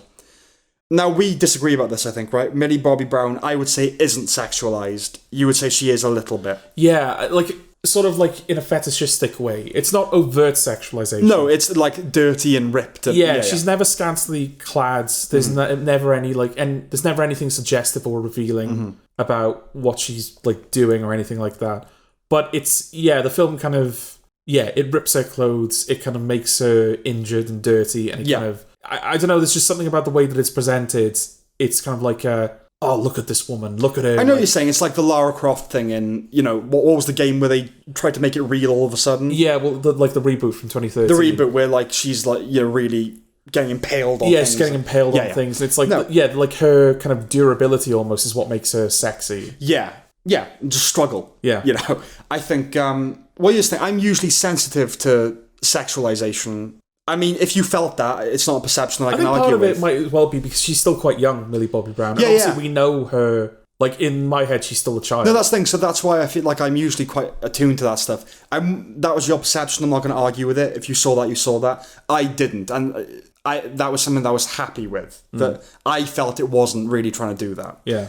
But yeah, I would say that's the fundamental difference between Millie Bobby Brown and your Raquel Welch, is that she's not sexualized. Yeah. Oh, well, yeah, I don't think it's the film's intention to No, I know that. But you think someone could get off on it? Yeah, I think it's a consequence of what they're doing to her is that... Right. Yeah. Yeah.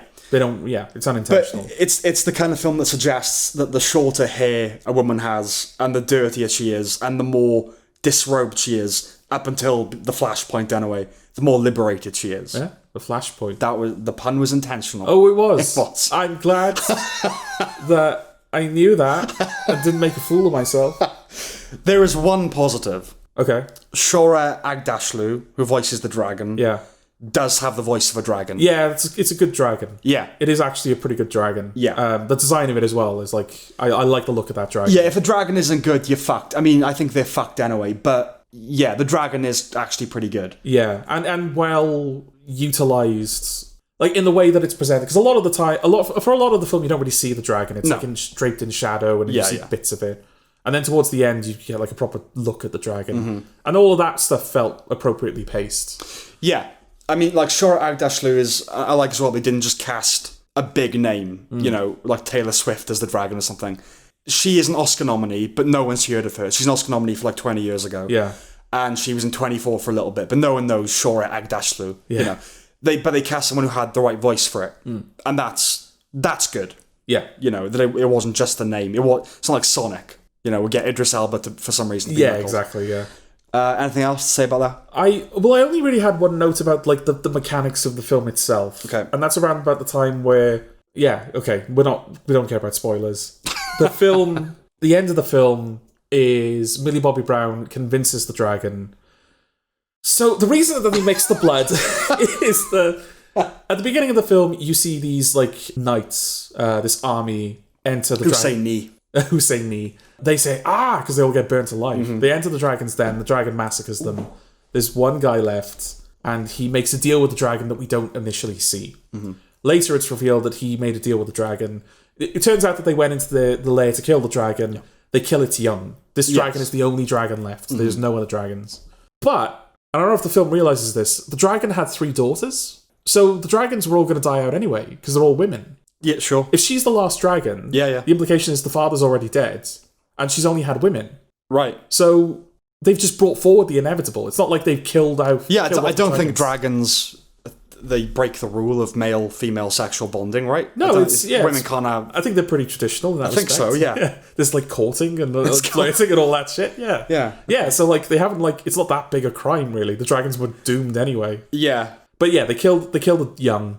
And the knight is like, oh, please don't kill me, dragon. And the dragon's like, you will know my pain. You will give me your daughters, and I will kill them. And you will continue to do this, like, forever, basically. Every generation will have to do this. And so, the way that disproportionate. Yeah, they only killed 3 dragons, and there's, like, hundreds of women have, like, been killed. But this dragon's, like, taking the piss at this point. Yeah. Yeah, so the idea is that they marry women into the royal family, then they mix their blood to trick the dragon into thinking that the women that they're sending down there are of royal blood. So the family survives, and they're killing all these innocent people. Ignoring the fact that they like slit their hand, the palm of their hand, pressing a few drops of blood into an open wound is not going to completely displace an entire bloodstream of like blood that doesn't match. Unless, you know, royal blood has a velocity. It just shoots. I mean, you know, it's probably just like royal blood is just smellier than other blood. Like it's it's more pungent than Was that film Troll Hunters where they really get into like the mythology? It was like trolls are the ones that can smell the blood of an Englishman, right? I think so. Yeah. Yeah, and there's some stuff about like Christians, but can they smell Muslim blood? It's like they really try and like break apart the, you know. Yeah, so I don't know. I guess maybe one little whiff is like, ooh, royal blood. I don't know. Yeah. But maybe it's like confirmation bias. Like she's sniffing out the royal blood. She's not sniffing deeper. Yeah. It's like, no, I got a whiff of royal. Yeah, okay. This'll do. Yeah. So so she ends up convincing the dragon that it has been tricked. And so her and the dragon go to the royal palace to take their revenge together. Yeah, they Targaryen it. Yes. Yeah. Which obviously necessitates that she convinces the dragon that she is not of royal blood. Now, the dragon has not believed her up until this point, despite her protests. And there's a point where she's like, the dragon is like approaching her. They're both kind of injured. They've been fighting. And she sees a sword on the ground. Now, earlier in the film, Ray Winston, Millie Bobby Brown's father in the film, she kind of like, he repels into the cave to retrieve her because he was aware of the deal and he feels guilty about it, so he's going to get it back. Yes. And the dragon kills him. He's dead. I thought the sword, because there's a sword on the ground, I thought the sword was Ray Winston's. And I thought, oh, okay, so the film is going to... the way they're going to go about it is she's going to be like, here's my father, smell my father's blood, now smell my blood. It's the same. Yeah. I am not of royal blood. Here is the situation. So, okay, well, there's something. The film's trying. No, what happens is she tricks the dragon into covering itself in its own fire. Yeah. And then while it's on the ground in agony, she shows her the little cut on her hand. Yes. And says, look, all of the women you've killed have had this scar because they're mixing our blood. Yeah.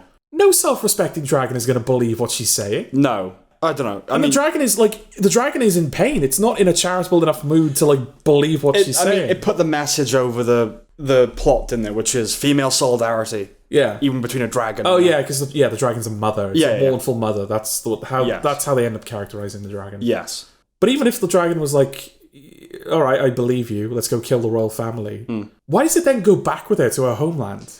I don't know. Women, female power. I don't know. Okay, all right. Girl power. Yeah. All right, is that it? Yeah, don't watch Damsel. it. Okay. Drive Away Dolls is the first solo film? Second Solo film from Ethan Coen, one of the Coen brothers. Yeah. Definitely the second. Oh no, it's definitely the second. Do you call it solo? I mean, he did it with his wife. Okay, when I say solo, it's not with Joel. It's not the Coen brothers. Yes. Yeah. He made a documentary. Okay, This he made is a his documentary. second, This is his first fiction narrative film, separate from Joel Coen. I know these things. I am aware of the things that we talk about. Yes. The film is about two lesbians. I thought you were say about 2 hours then. Well, I think it is, right? Yeah. It's probably about that. Yes, two lesbians. Yeah, it's about two lesbians who go on a road trip, and in a way, it kind of feels there's a lot of Coen-y stuff in there. They're on a road trip across America. They're being hunted down by this quirky duo of assassins. There's a big conspiracy plot. They end up getting embroiled. That's over something completely ridiculous. There's all this kind of Americana paraphernalia and whatnot. What's different about this compared to most Coen stuff is it's not really that good. Oh, jumping to that. Okay.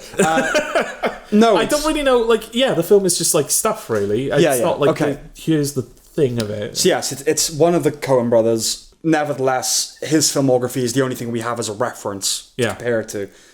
Now, pound for pound, if you take the catalogue in its entirety, the Coens are my favourite filmmakers, full stop. Yeah. I think there's something just very unique and special about Coen films. The good Coen films in particular. Yeah. I do think their last exemplary film was Inside Llewyn Davis, and their last great one was True Grit. So it's been a while. Yeah. But they've made a lot of good ones. Yeah. Yes, it revisits many of the tropes that we've come to expect from the Coens, MacGuffins around which orbit idiosyncratic ensembles, motels, Americana, the intersection of comedy and violence, snappy dialogue. But its tone is the Coens in heightened, goofy, zany mode, a la Hudsucker Proxy or Lady Killers, which are their worst films. This takes the kookiness to a new level, complete with wacky transitions. Yeah. It aims to be outrageous and irreverent and crass and trashy and deliberately tacky, and I hated it. You didn't like it at all? No. Okay.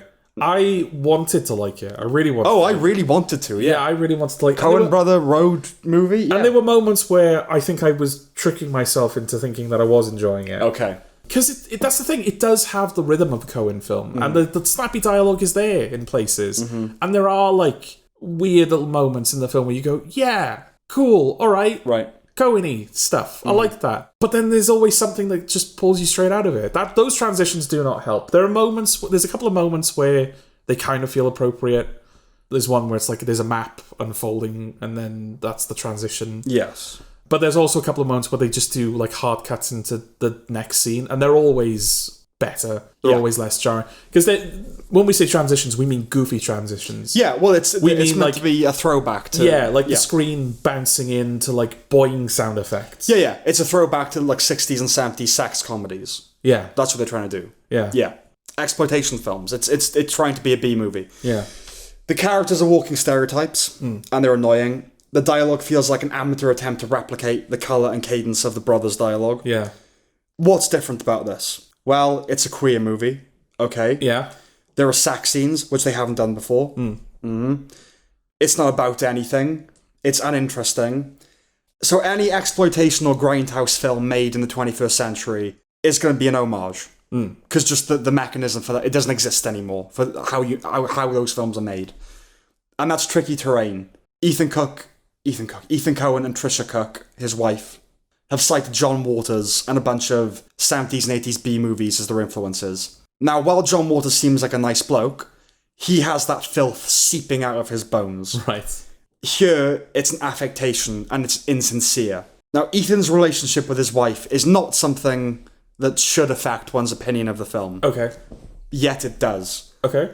This very modern, so-considered enlightened dynamic that they have, whereby Trisha Cook identifies as lesbian or queer, and they both have partners outside the marriage. But are married to each other. Yeah.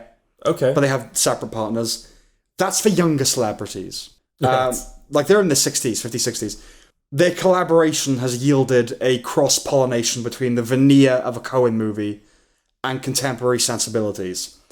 In the process, making a bastard child, because, lesbians can't have kids. Yeah.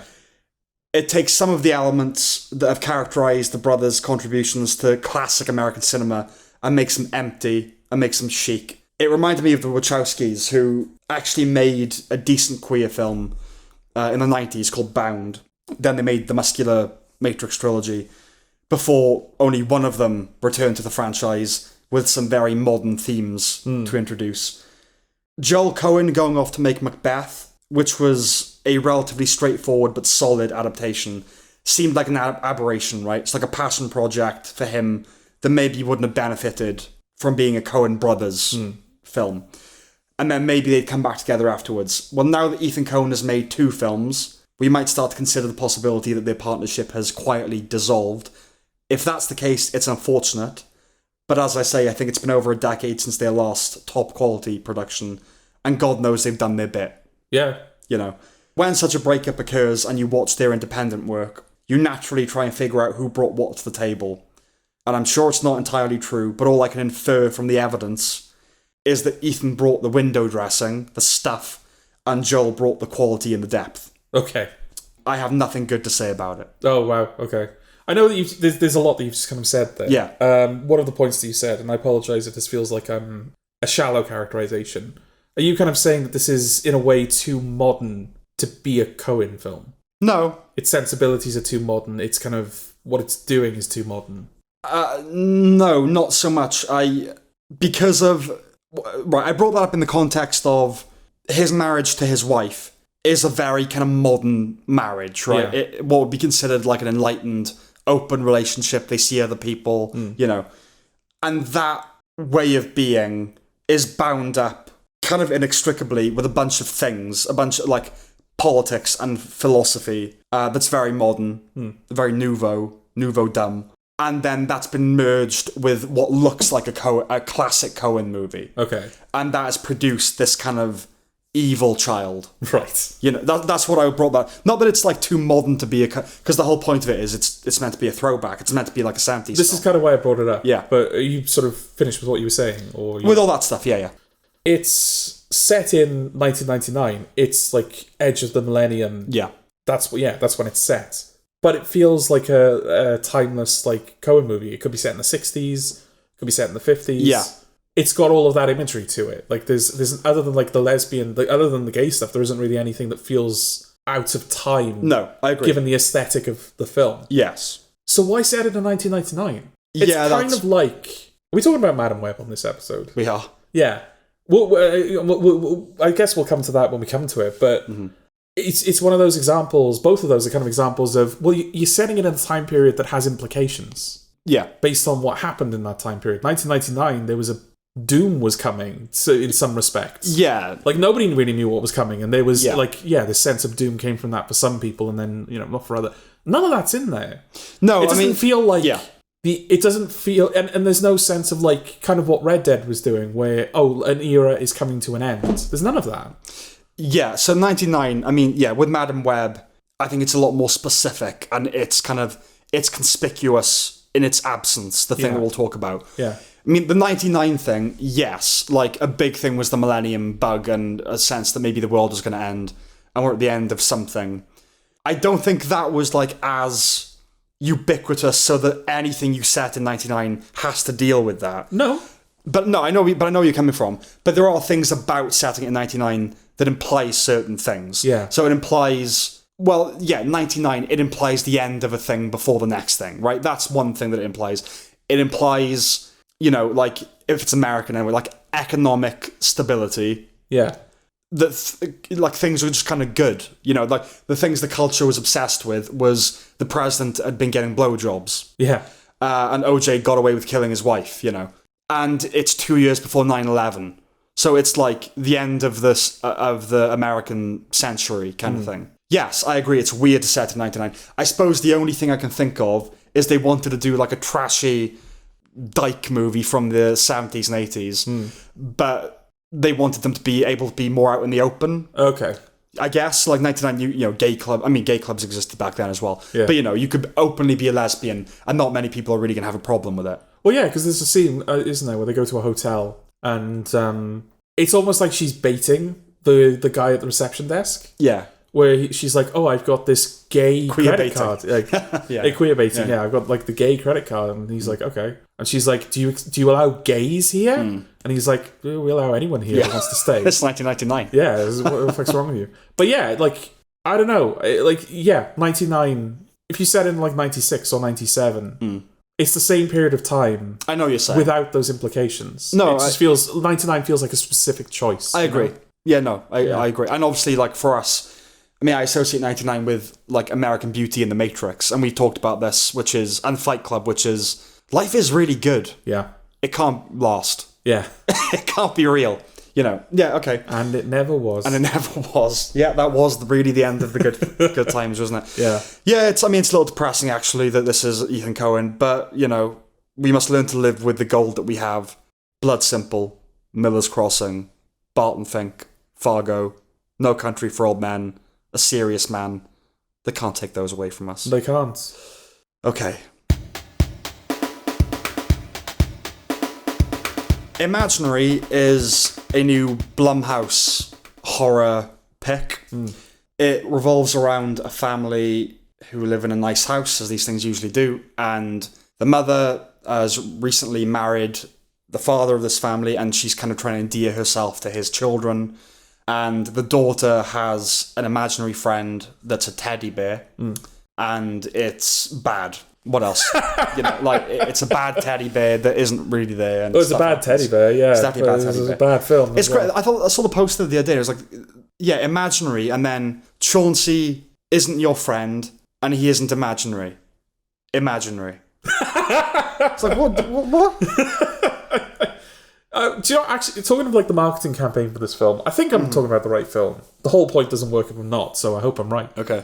But I believe that what Blumhouse did, I don't know if this was a wide thing or whether they just kind of did it in like a couple of cinemas, they showed a trailer for Imaginary, but they didn't show any footage. It was just audio. Okay. And I think the implication was that whatever horror you experience from that trailer is the product of your imagination. Right. So it's kind of the film, like, doing its job. It was like, oh, the film's called Imaginary, and you're imagining, like, let's skip the suspense. It's terrible. And that is... I was going to say... That is vastly more interesting than the actual film. Yeah, and that's the thing. Yeah. In the hands of, like... I don't know if even A24 would go this far, but in the hands of a more experimental studio or director, that's a great little gimmick for a film. No, it really is, yeah.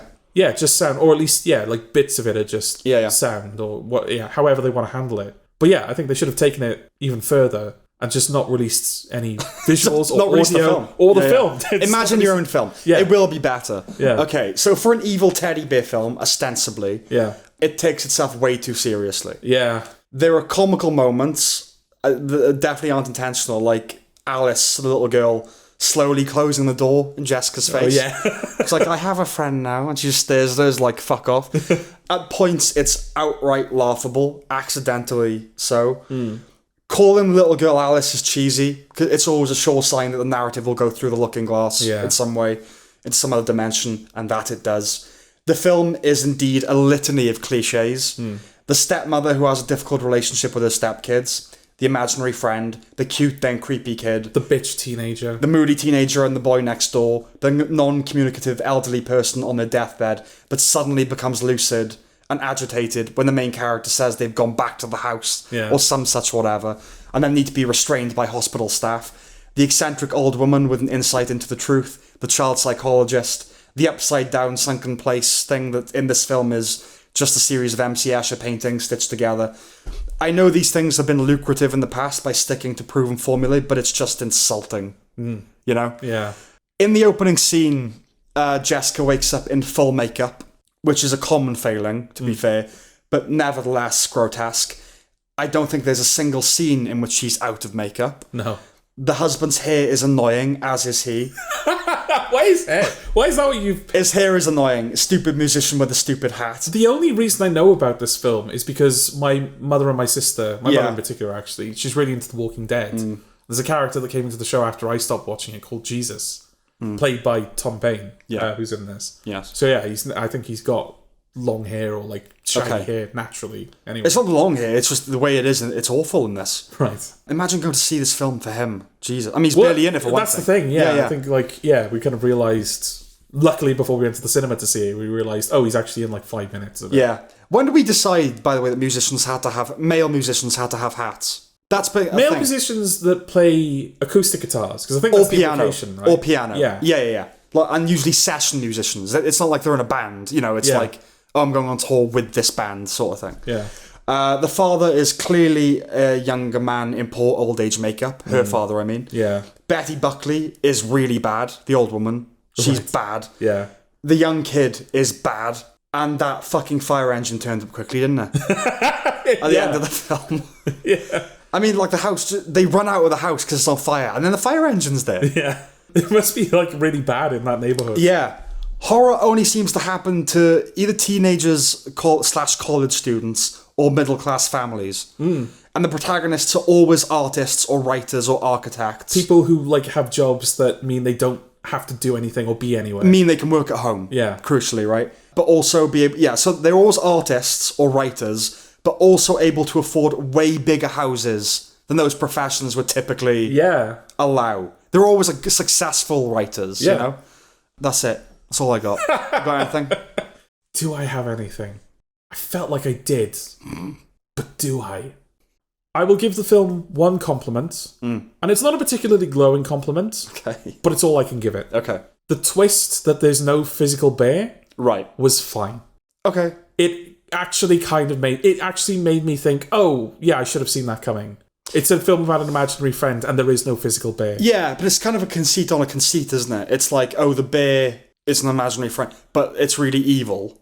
But then it's also not only evil, it also doesn't exist. It's a twist on a twist. I don't know. It is a twist on a twist, but it was nice because it's a twist that doesn't break the logic of the film that came before. Okay. Because the conceit is that obviously the daughter can see the bear, but because it was the main character's, the stepmother's childhood imaginary friend, she can also see it. Yes. It's not actually there. And it's not actually there. And then, you kind of see that it's not there on the footage, and it cuts back through the film. And when you think back through the film, if you can even remember the film that came before, it's like, nothing doesn't make sense anymore. No, but it's not like a TV series where like they knew that from the beginning, right? It's not like we invented our way into it and it worked out. This is one of those films where they would do that. They would have a twist that does break the logic of the film. Because this is when you have a twist. Right. In fact, they kind of do that in this film with the old woman. Yes. Where it turns out that she's evil. Yeah. It's like, I actually led you here on purpose because the bear promised me something. And then the bear just eats it. Yeah, it sounds a lot better than... it sounds wacky. That you should watch it because it's so silly. Oh, it's so boring. It's boring. It's very boring. Yeah, no, don't watch it. Don't watch it.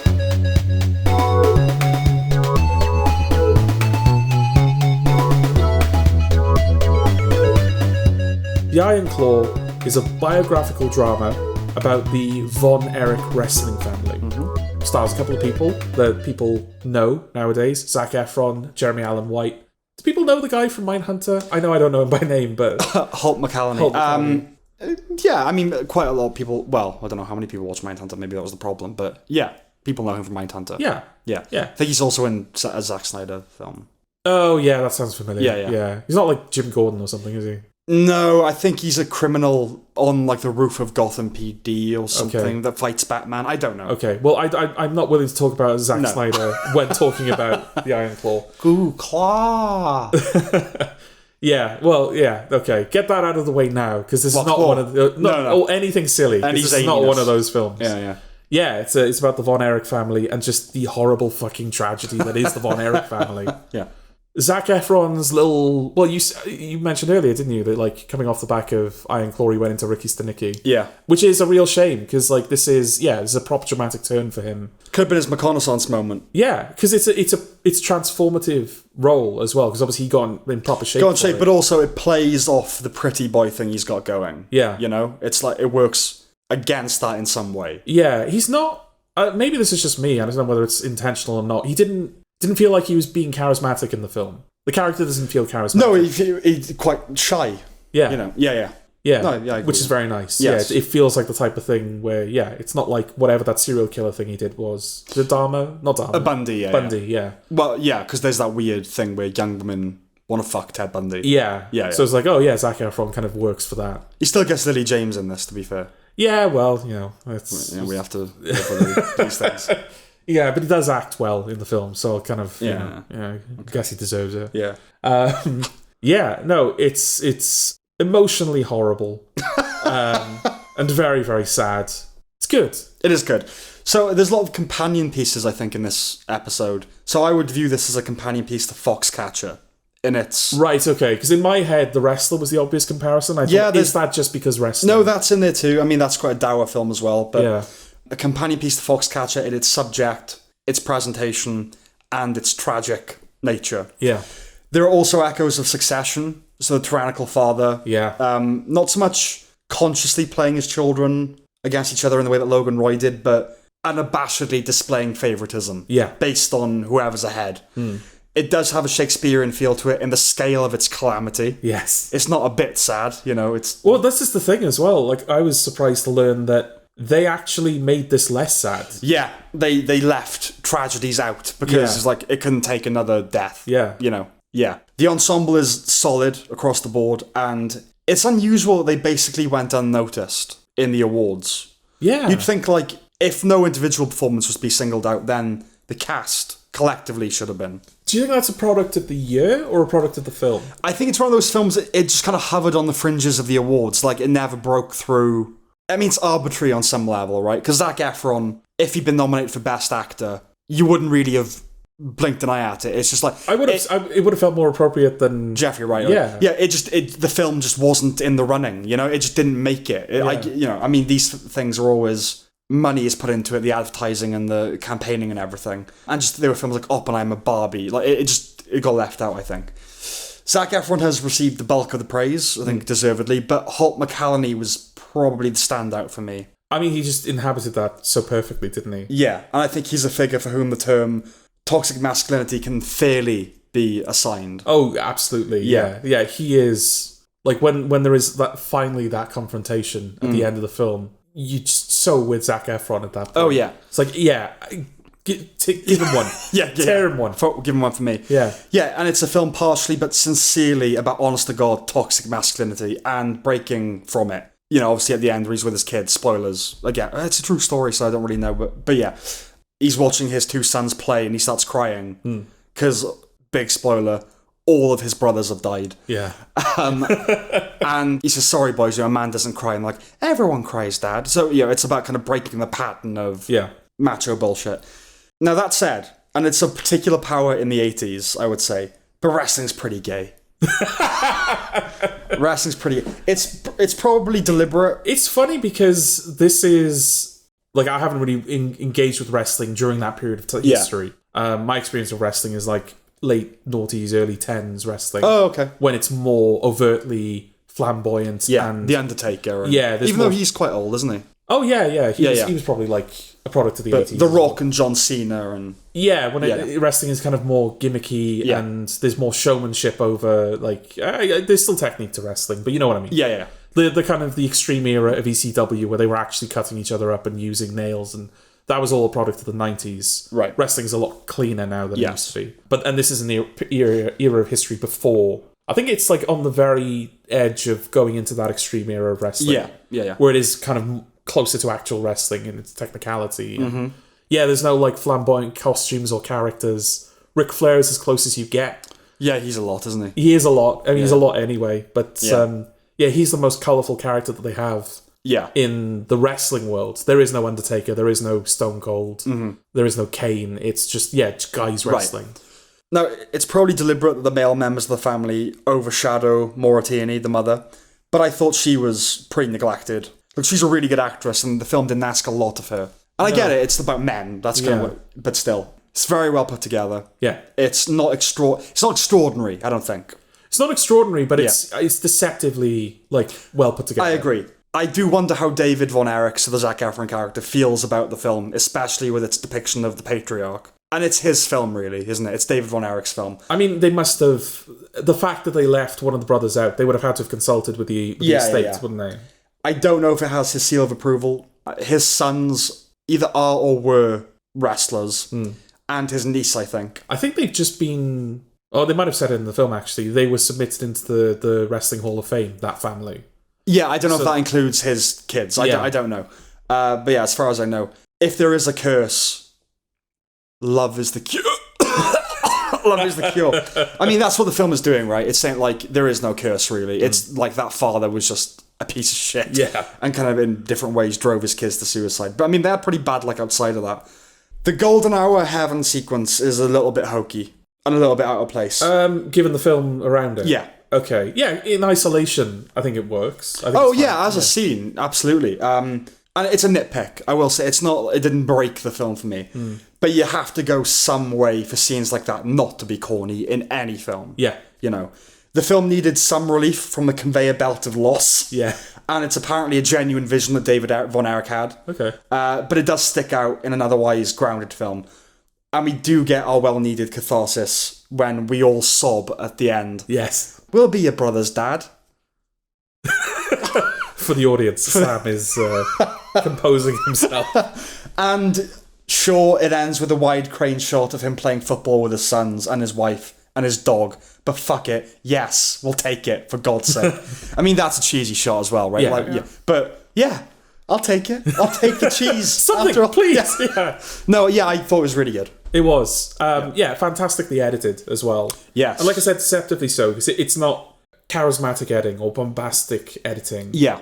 Like an Edgar Wright film, for example. Like Baby Driver. It's like Baby Driver. Yeah. This is the type of film where the sequence that stood out to me is when Jeremy Allen White, I think he's in WWE at this point, his character, and his career is going incredibly well. He's kind of overtaken everybody, but the pressure's getting to him.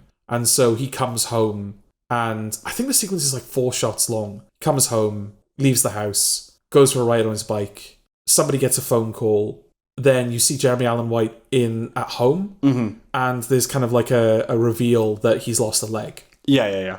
So, like, a big story told in 4 shots. Here's the thing. I would absolutely concur that the editing is really good. My thing with editing is... I mean, I'll obviously give it its due. That could have been the script. Yeah, like, it could have been... That's how he wanted to tell that bit of the story. Yeah, and the editing just reflects... Do you know what I mean? So if we found out that, it was a lot longer, and the editor was like, I can condense this to... Yeah. It obviously has a lot more into it. But you never know, right? That's the problem. Filmmaking is the sum of all of its parts. Yeah. But I think that, I guess you could say it about the script as well, because if it was poorly written, it wouldn't have come across very well. But if that sequence was poorly edited, it would have broken that sequence. No, yeah, absolutely. Yeah. I know, at the end of the day, you can write that sequence, and then still its pacing and everything, is everything.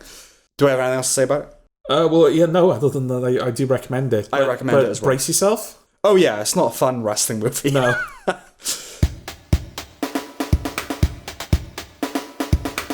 Madam Web. Oh, you really have given yourself the shit ones, haven't you? No. Is Sony's latest Spider film. It's not a Spider-Man film, but it's Spider-Man as a Spider film. Doesn't do what a Spider film should do.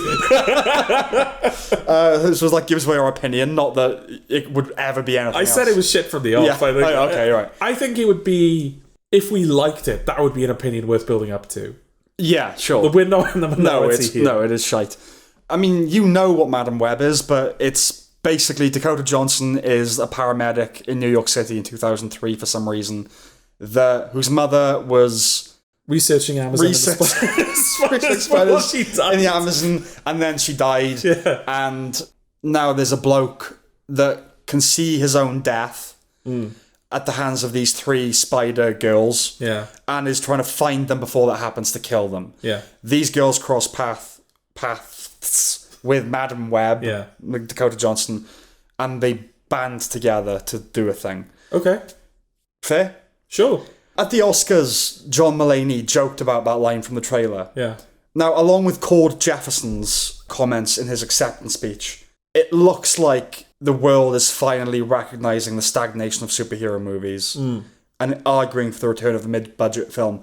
Now, to be fair, Hollywood will only make jokes like that if everyone else is saying that the films are shit. They go, oh yeah, we know that. Yeah. Anyway, we recently found out, didn't we, that a lot of Marvel picks tend to start shooting without a third act. Yeah. A scripted third act, because they just pick a release date way in advance. And they gotta hit it. And they gotta hit it.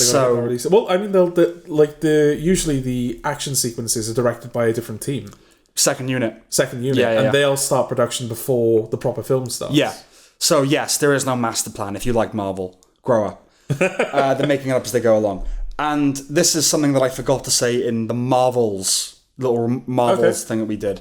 But this is what is known as an exquisite corpse, which is you just keep adding stuff onto the story without a big plan. It's like someone whispers something, it's like Chinese whispers. Okay. Now, this is not exquisite, but it is a corpse, and it conforms to that definition, definitely. Right. I mean, it's atrocious. Yeah, it's not good. On every level. Yeah. Absolutely every level. Yeah. But, well, I mean, you've made this point, so maybe I'll leave it to you. Okay. But yeah, it's kind of terrible, but not by modern standards. No. Yeah, we'll come to that, yeah. It's flat. It's boring. It's stupid. Yeah. The visuals make Doctor Who look like Dune. Yeah. There's blatant product placement. It's ridden with cliches. It's laden with exposition. Again, in a nutshell for me, is at the beginning when she feeds a stray cat. And then she says to the cat, us strays need to stick together. Okay. Oh, because you're a stray. It made me want to be sick. Was it a cat or a bird? It's a cat. It is stray a cat. Yeah. Okay, because there's a bird at one point. All birds are stray, aren't they? Unless you're like a parrot in a cage or something. Yeah. No, isn't there like a bird flies into a window and she's like, oh, that sucks. And then she opens the window and then the same bird flies in. And it's like, that's how she kind of knows. Oh, that's later. Right, okay. It's at the very beginning where she comes home from her job and she gives a cat some milk. She's like, us strays. So we get that she's a... Yeah, okay. Yeah. That's the film in a nutshell. The villain has zero charisma. When all else fails, you can usually fall back on the villain being a bit fun. And he's not that. He's absolutely not. He's not. Dakota Johnson hasn't been the best judge of material. There's no real sense of who the central character is. Like, we know who the main character is, but about who she is. And her transformation is utterly weightless and unbelievable. Yeah. She rocks up in Argentina, which is basically just a big rainforest. I accept that they didn't want to waste time with her figuring out exactly where to go, but we needed more than we got, which is a couple of shots of her walking around some trees and looking at a photograph. Doesn't she, isn't the way that she figures out that she's in the right place, she holds up a photograph of a tree where the branches are in a specific configuration? She finds the exact fucking spot from the photograph. A photograph that was taken... 30 years ago? 30 years ago? Trees grow, right? The trees are exactly the same as they were 30 years ago. Yeah. I don't know... Well, they don't just grow, they get cut down, famously, in rainforests. Well, yeah. I mean, I don't know the dendrology of the thing. I'm not saying there would be a tectonic shift in where the tree was, but the exact same configuration. Yeah. Beyond which, the odds of finding it are stupendous. Yeah. I mean, birds land on twigs and stuff. And if that happened in real life, right, that she happened to find this thing from, and we were watching a biopic, they would contrive complication around that. Yeah. So that it seemed more believable. Well, we just talked about Iron Claw, where they kind of thought... Yeah. No one... Yeah, it's too much. Yeah, no one's going to believe this much tragedy. No one's going to be able to take this much tragedy. Right. Unfathomably unlikely. Yeah. The minimum you expect from the marketing is all the Spider Girls working together. Yeah. Instead, you're given glimpses of a future that will never pass. No. Not just because they avert it in a narrative, but because I think it's safe to say no more Madam Web. Yeah. It's a period piece, presumably to allow for a baby Peter Parker to be of age now. Yeah. That's all I can think of. I think there was something like that where they wanted to set it... They wanted to set the film in a specific period of time so that, they could bring Spider-Man into it if possible, if allowed to. Okay. But the writers set it too early. Right. I think in the initial drafts it was set in the 80s or the 90s or something. Oh, okay. So it'd be 40. Yeah, so it was yeah. like, you do realise Spider-Man will be way too old by the time this film, Yeah, like... but I mean, that's to me, the 80s is 20 years ago. That's in my head, my conception of the 80s. Yeah. Because I kind of became conscious in the... Maybe that was their mistake as well. Yeah, Oh, it was only like 10 years. Oh, fuck, it wasn't. Okay. I mean, that's even too early, 2003, because he would be 20 in 2023. He's meant to be like 16. Yeah, he's a teenager, yeah. Okay, so... Incidentally, you didn't even know that it was Uncle Ben, did you? And it was Peter Parker's mother when you watched it. I didn't pick up on it, yeah. Yeah, you had no idea. I was like, why haven't they said the name of the baby? And I was like, oh, copyright, okay. Yeah. I mean, you wouldn't even know it was a period piece. And making the conscious choice to set something in 2003 New York, this is what we were alluding to earlier. Yeah. One is inclined to think that there may be some post 9/11 stuff in there, especially considering that she's a paramedic. Like, maybe she knows someone that were lost in the attack. In fact, she definitely would. Yeah, she probably would have been, if not her specifically, then someone in her immediate community would have been on ground zero. Yeah. I mean, she would know paramedics had died. Yeah. If you were a paramedic in New York, you would know a paramedic had died. It might even have been, you could even do something and it wouldn't be, it would be completely believable. She might even be a paramedic because of 9/11. That was her motivation for... Yeah. Like, getting... I don't know how long it takes to qualify. And that's the thing. But that's why I became a paramedic. I'm starting to get angry at something that didn't really happen now, because you think, okay, they're not going to deal with 9/11 like a Spider-Man. They're not going to do it. But they're happy to do like colonization and racism. Yeah. Like, oh, but you can't do 9/11. I'm getting annoyed at what I infer to be the thing. Well, it's because New York is as much a character in a Spider-Man film as Spider-Man. Absolutely, and the people on the ground. You're like, hey, it's fucking no, they say that, but fucking Spider-Man, you fucking jerk off. Fucking save my baby. You piece of shit. No, I'm not saying you're obliged to do something like deal with post 9/11, but the absence of like any historicity at all. Yeah. Well, they do play Toxic at one point, but so there's your you history. could listen to Toxic now.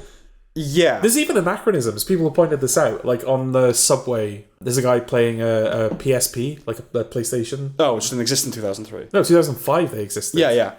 And not even like in America. I think in Japan they existed in 2005. Right. And they didn't come to America until later. And it's like, yeah. I know that Sony products get put in Sony films, but there are people that are supposed to catch this. But I mean, 2003 is firmly PS2. Yeah. That's PS2 era. Well, you can't have a guy on the subway playing No, on the subway. As funny as that would be to like pan across to a guy and he's got like a full TV and stuff playing. Yeah. Well, I guess, was PSP their first handheld thing? Okay, yeah, well, they're not going to have a Game Boy, are they? So... No. Maybe you just don't do it. Yeah, it's just because, they're trying to advertise PSPs. No, well, they just like that's a rule with Sony films, isn't it? No, that's what I'm saying. But like, okay, they're not going to sell any PSPs off the back of it. No, it was probably more to kind of like, it kind of does two things. Yeah, it's just a kid product, playing but a it's thing. also of the time. Yeah, but it wasn't of the time. Yeah.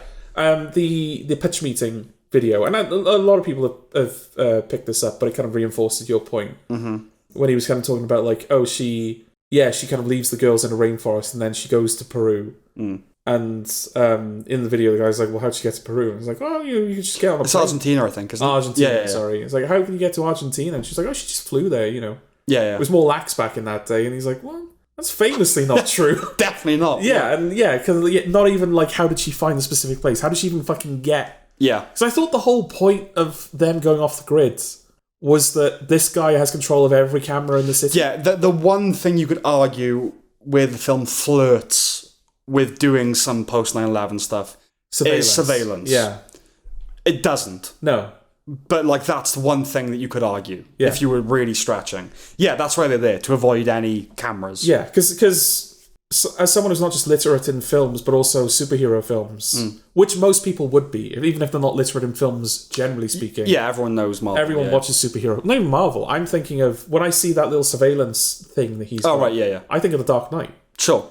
Yeah, a film actually was dealing with post 9/11 and surveillance and terrorism. That's the thing. Yeah. That like 20 minutes that little like surveillance desk is in the film. Yeah. The Dark Knight does so much more with that than Madam Web does in the entire film. Yeah, just the whole thing of no one should have this, and he's like, well, it's a necessary evil basically, and then as soon as it's over, it self-destructs. Yeah, it's an argument against mass surveillance. Yeah. Yeah, but for a story that could be told absolutely whenever, you place it in the past for a reason, right? And the only thing that's 2003 about it is that it's what a bad film from 2003 would look like. Yeah, this is which kind is of what you come back to. Yeah. Daredevil might actually look better than this. X2 definitely does. Yeah. We'll come back to it again, I think. But I looked up the writers. It's a duo. Okay. Matt Sazama and Burke Sharpless, which has to be a joke because it is a bitingly appropriate name. Their first outing... Is this... I think I mentioned this on the last episode, I can't remember what for. But is this an American fiction situation? Right, yeah. What can I get away with? What will they make? Yeah. Well, their first outings were Dracula Untold and The Last Witch Hunter. Okay. Which did well financially, so that's that. We got to live with them now. Yeah. They followed up with Gods of Egypt, Power Rangers, Morbius, and now Madam Web. Right. It's not good enough, is it? No. After Morbius, not even just a poorly received film, but a poorly received film by the studio, ostensibly in the same universe as Madam Web. It was a flop, right? It had to have been a flop. It flopped twice. Okay. Because they brought it out, no one saw it, then it became a meme, and Sony went, oh, it's got traction again, let's put it back in cinemas, right. And it flopped a second time. Okay. Yeah, the existence of this film is inexplicable. Completely inexplicable. Yeah. It feels more like an Elektra than a Marvels, than a The Marvels. Not so much Burnout, as is happening with those films, but the sound of a balloon deflating slowly. It's a throwback, awful comic book movie. Yeah. Considering its setup and its female-centric story with a diverse racial makeup, no less, it's surprisingly apolitical for the most part. It is in this one sense that I kind of not liked it, absorbed it without hate. Yeah, it was an easier watch, because I think a lot of people, this has become the new fun hate watch movie. Right. Not even hate watch, just it's a fun bad film to watch. Yeah, it is. We're going to have a bad movie night where we watch Madam Web. But yeah, it's old-fashioned bad, not nouveau shite. Yeah, that kind of absence of all that makes it more digestible. Yes. And so it was nice to see a film that's awful because it's awful, not because its message or its politics or just everything else was awful. So not a recommendation. Absolutely not. I don't know, what do you think about that? Treating it as a fun bad movie to watch. Can it exist? Should it exist in that bracket? I don't think it's bad enough because it's boring for the most part, right? And there are clunkers like that, the Amazon thing. It's difficult because we watched it separately, didn't we? Maybe if we watched it together, it would have been a different experience. Yes. I don't know. I mean, it is really bad, but it's not offensive. It's not offensively bad. It's I don't know, I don't feel like I would laugh at it much if I was watching it as a bad movie, you know? I'd sooner watch... Yeah, fuck it, I don't think it's any spoiler really for the next episode. Godzilla X Kong. Right. I'd sooner watch that, I think, as a... Okay. I think Madam Web might be worse than... I don't know, actually. That's a tough one. That is really tough. Yeah, that's tough. The redeeming moments in Kong, Godzilla are more fun. Yes. But everything else is so much worse. Yes. Yeah. Okay. Well, that's Madam Web anyway. Yeah. The zone of interest. Do you know what? I'm going to give this to you. I think you deserve it. I deserve it? Yeah, I think you deserve it. Why do I deserve it? Oh, because you had all the bad ones, and also this feels more like a you thing than a me thing. Okay. So take the zone of interest. Go. Well, the zone of interest, it's based on a novel by Martin Amis.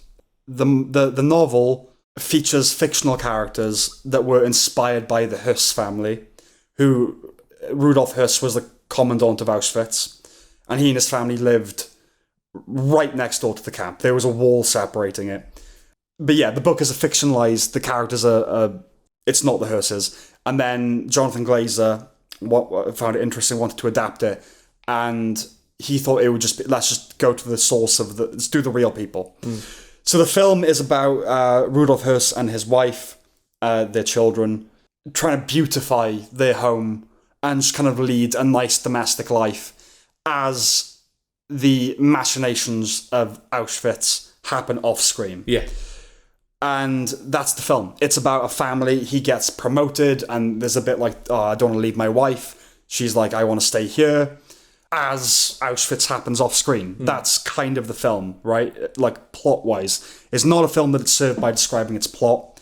We were talking with a friend yesterday, about its kind of commercial viability. And he said, but don't people love World War II things? Like, well, this is technically a World War II drama, but it's not. It's, I think you could get away with, in marketing, they might try and, it's a World War II drama. It's an art film that is set at a certain point in history. Now, I would say this also has a companion piece. That would be The Act of Killing, which is another film I highly recommend. Okay. Which are both films essentially about the banality of evil. So, I loved this film. So, I understand why you gave it to me, too. Yeah. I loved it. I think it's the best film to have come out in a very long time. It's the absolute height of classiness. The form itself is an expression of ethics. Every decision is an extension of the filmmaker's personal morality. A more obvious film, even within the parameters of its governing ethos and sonic storytelling. So the whole thing of this film is, it's the sound. It's, you hear the trains and you hear the occasional screams and gunshots. You never see it. It's a sound library. But even a film within those parameters would have the sounds of gunshots while Mrs. Hurst scoffs impatiently or is doing her nails. It's not even as gauche as that. It's as perfect a depiction of atrocity as I can imagine. It makes other films on the subject, even Schindler's List, look coarse. It's the peak of restraint and all the more disturbing for it. Arguments abound over whether the Holocaust is an aberration, a departure from history, or something, if not entirely explicable, then demonstrably in us. Glazer said that he wanted the film to show our similarities to the perpetrators rather than the victims. Hitler may have been a singular force, not otherworldly, that's the point, but a once-in-an-epoch kind of guy. But whatever confluence of circumstance and psychology fueled those fires, it is terrestrial. It's us. The performances are pitch perfect in their naturalism, especially Sandra Hüller, who deserved an Oscar for her performance, and I know you liked her a lot. Oh yeah, very much so, yeah. Just the precision of her physicality. She is a different woman without being theatrical. Yeah. Or over the top about it. I won't spoil the ending. I genuinely don't want to spoil the ending for this film. But as soon as the credits started rolling, the wave of the film just hit me. And I just felt like sobbing. Yeah. It was just and that's the genius of the film, right? There's no melodrama. There's no tear-inducing score. There's barely any display of emotion. It's dispassionate to the extreme. It induces that state in you purely by its pacing and the images that's stitching together. And those shots stay with you. When the music, if you want to call it music, does hit, it's the sound of hell hitting you at the end of the film. There's no artificial lighting, there's no soundtrack. Its absence of artistry forms the very core of its artfulness. And this is art. It's what's not there. And it has such a clarity of purpose. It has something it wants to do, something complicated and fraught and ungo-nearable. And it does it with grace. This is a film for film lovers. I would love it to be, but I don't think it's accessible to a mainstream audience. And awards-wise, I think that's what held it back a bit. Yeah. Because it's experimental, albeit in the least pretentious sense of that word. It deserved to win everything. I don't want to overstate the case. And of course, it's important that films on this subject keep being made, and many of them will be good. But in some sense, this is to me the final word on portrayals of the Holocaust. This is an area of history that fascinates me, and something that I might have been drawn to writing about myself. But after seeing this, I don't know that anything else needs to be added to the canon. Top to bottom, philosophy to execution, it's one of the finest films I've seen in a very long time. And better than being a brilliant film, it's a good film.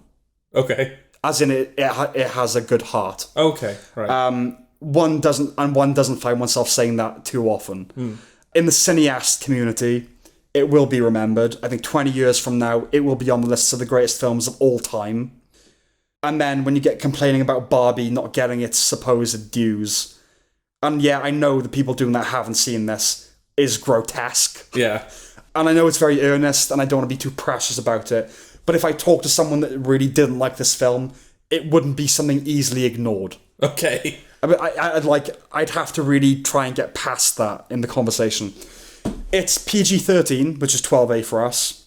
Now, that's the biggest disjunct I've seen in a while between the experience of the film and its rating. But yeah, I mean that's the thing. Like, I mean that is the conversation that's often had around age ratings. Is you can't really put a restriction on an experience, can you? Or yeah, like if there's something explicit, but it still conjures this feeling in you, what do you do with that? And that's the thing, there's no reason it needs to be higher than a 12.8 realistically. Yeah. There's no blood, there's no, but it feels like it should be. Yeah. It feels like it should be higher because it's truly an adult film. Yeah. It's a film for adults, And it's a grim school trip, but take the kids. I think it's a good film for kids for teenagers to watch. Like studying history, World War II, like they'll occasionally show you in class a World War II film. Yeah. This is a good one to show because they'll be bored. But I think with some of them, it will set in that they're people. And I think that might be too psychologically complicated. They don't teach you that in school, that the Nazis, they were people, it's just like they bad guys. But it's never too early to learn that lesson, that people are capable of, in the right circumstances of fucking horrendous things. But yeah, that's my spiel on it. Yeah. What do you have to add? So it's a thumbs up from you? So it's a thumbs up. Yeah. I love it. I mean, we can talk a bit about what's happened afterwards, which is Glazer's acceptance speech at the Oscars. He won for Best International Feature Film. And he said something along the lines of, we refute Jewishness and the Holocaust being used to kind of justify a genocide, is kind of what he was saying. Now, I think that's a stupid thing to say. I disagree with it entirely. Israel-Hamas is not something we're ever going to really go into in this podcast unless there's a film about it, but I'm firmly Israel. Oh, there will be films. Oh, they will be, yeah. Yeah. I think it's a dumb thing, and it's a shame because, like I said, the zone of interest, the very film, the form itself, is an expression of personal ethics, and it's one that I thought I really resonated with, and I did. I think he's wrong about the Israel-Hamas thing. But because of the syntax and the way that he spoke, the way that he delivered that sentence, a lot of people heard who refute Jewishness. Now, here's the thing. I don't agree with what he was saying or his worldview. So it's not like I'm leaping to defend a man, But he didn't say refuting Jewishness. But a lot of people have taken against that. To be honest, in this day and age, it's nice to see that people are taken against that. And there's been loads of celebrities in Hollywood, including Jennifer Jason Leigh, which made me like her even more, signed an open letter saying that his speech was blood libel. And it kind of is. And like I said, usually you can divorce those things. Did he make a good film? Yes. But because there's such an ethical overlap, you're forced to think about it. In the end, I just have to take the film what it is. And what it is a profoundly moral film whose artistry is also 10 out of 10. Yeah. What do you think about it? Yeah, it's nice because it's not like American fiction where the script is the film or this thing is the film. No. Or the directing is the film. The film is the film. Every element comes together perfectly. Yeah, The sound is what people immediately go to because it's such a rich soundscape. Yeah. Such a haunting soundscape. But just the I can't imagine this film being shot any other way. No. It's perfect given what the film is saying and doing and portraying. And everybody plays their part fantastically. The directing is on point. Everything about it is, it just slots into place so precisely. Yeah, it's one of those, again, like I said, top to bottom. It had a philosophy and then it had to execute that philosophy. And it found the way to do it. And it did it. Yeah. It absolutely did it. No music. I love the idea of no artificial lighting because he didn't want to... What was the quote? Aesthetize... What now? What quote? I think it was the composer. Because the composer did compose a score for this initially, didn't he? Yeah, so I think... So firstly, it was... The artificial lighting thing was he didn't want to aesthetize the film in any way. Yeah. Yeah, it was... There was originally music. They found that music slid off the film. Yeah. It kept sliding off. It just it doesn't work. Yeah. So you do get these little soundscapes every now and again of just this horrific sonic punch. Yeah. But yeah, there's no music. And yeah, there's nothing. It's filmed documentary style, naturalistically. They did the Big Brother house, basically. Yeah. They let the people live there and they planted the garden. The dog in the film is Sandra Hüller's dog. Okay. I mean, and she's an actress that had kind of vowed never to play a Nazi. I guess Germans get asked to play Nazis a lot. And Christian Friedel too. I think he met with him and kind of was convinced. And then a script was sent to her of a married couple having a dispute. And she kind of liked it, and then they said, okay, this is what it is, though. This is the context. We liked it. Yeah, we liked it. And then she was won over by it, you know. And if you see her interviewed, she's very matter-of-fact in that European way, which is, if someone pays her a compliment that she thinks is unfounded, she go, well, that wasn't really me, that was the director, but, you know.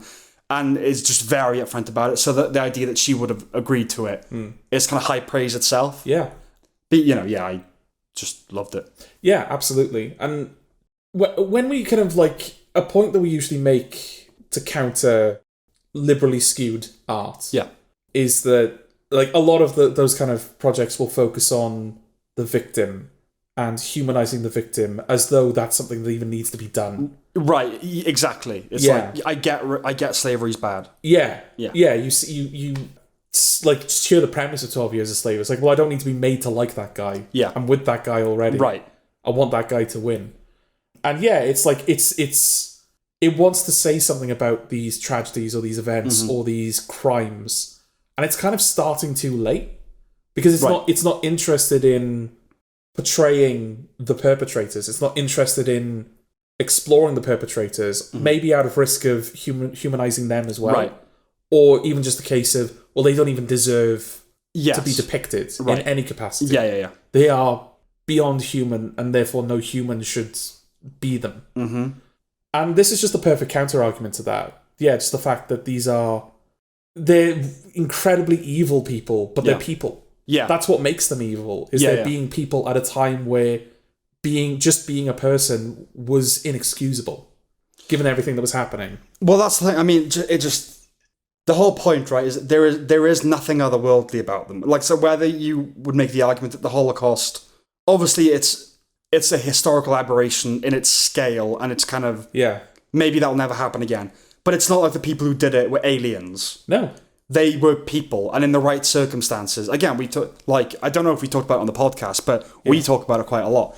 Is, you know, the banality of evil, and you know, there's that book of letters that the camp guards sent home to their families, and it's things like, oh, tell Klaus, well done for getting an A in his maths homework. You'd be really proud of us today. We killed 1,000. Yeah. It's just in there with the mundane. It's because, people are capable of that. Yeah. Not everyone, you know.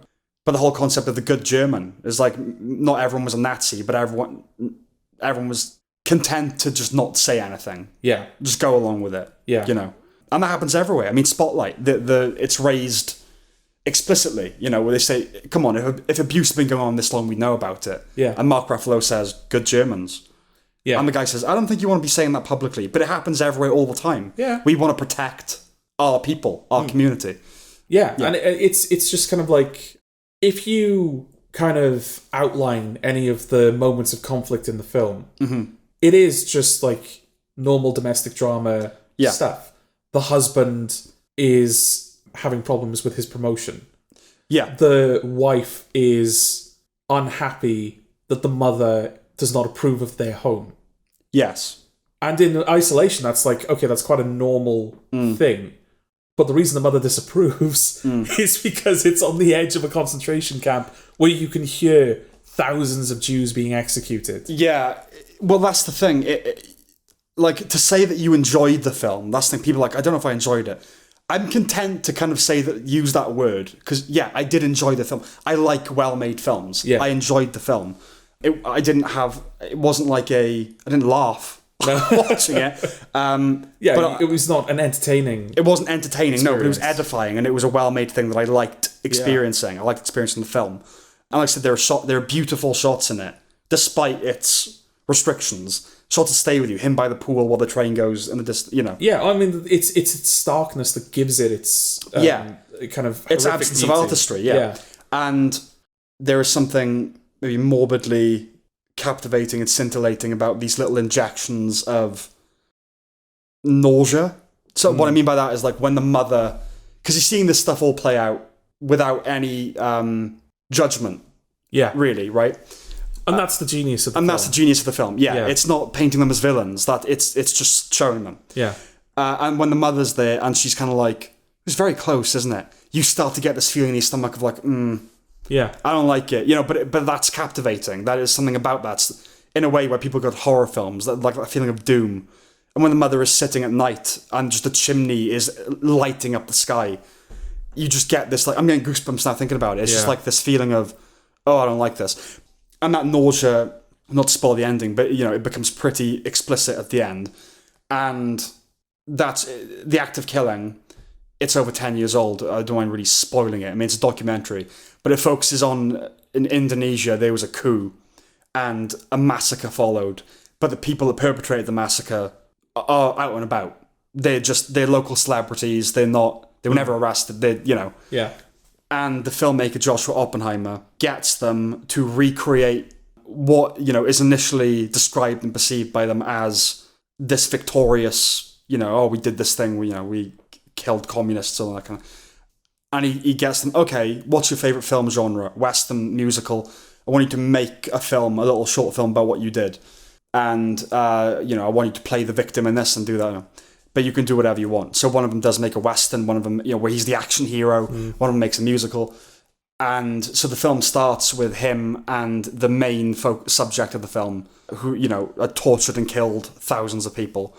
And they're on this rooftop where he used to do it. And he says, so, like, you don't actually hear the director, but, you know, show me around the roof, like, what you did. And the guy's like, oh, here's where I would strangle them with the rope, and I'd garrote them, and then the blood would drain over here, and then we would do it. And he's explaining, and he's kind of laughing along, and he's very callous and everything. And then they make these films, and then at the very end of the film, he's watching the film he's made with his grandchildren, and he starts to say to the director, you know, I think I felt maybe when I was playing the victim, I started to feel how they felt, you know, and you think, oh, like, he's kind of, what a bullshit manipulation, like he's reaching, he's reached some understanding. And the director says to him, well, it's not the same because you knew it was just a film. They knew they were going to die. And then they go back to the rooftop and the guy just starts retching like the devil is coming out of him.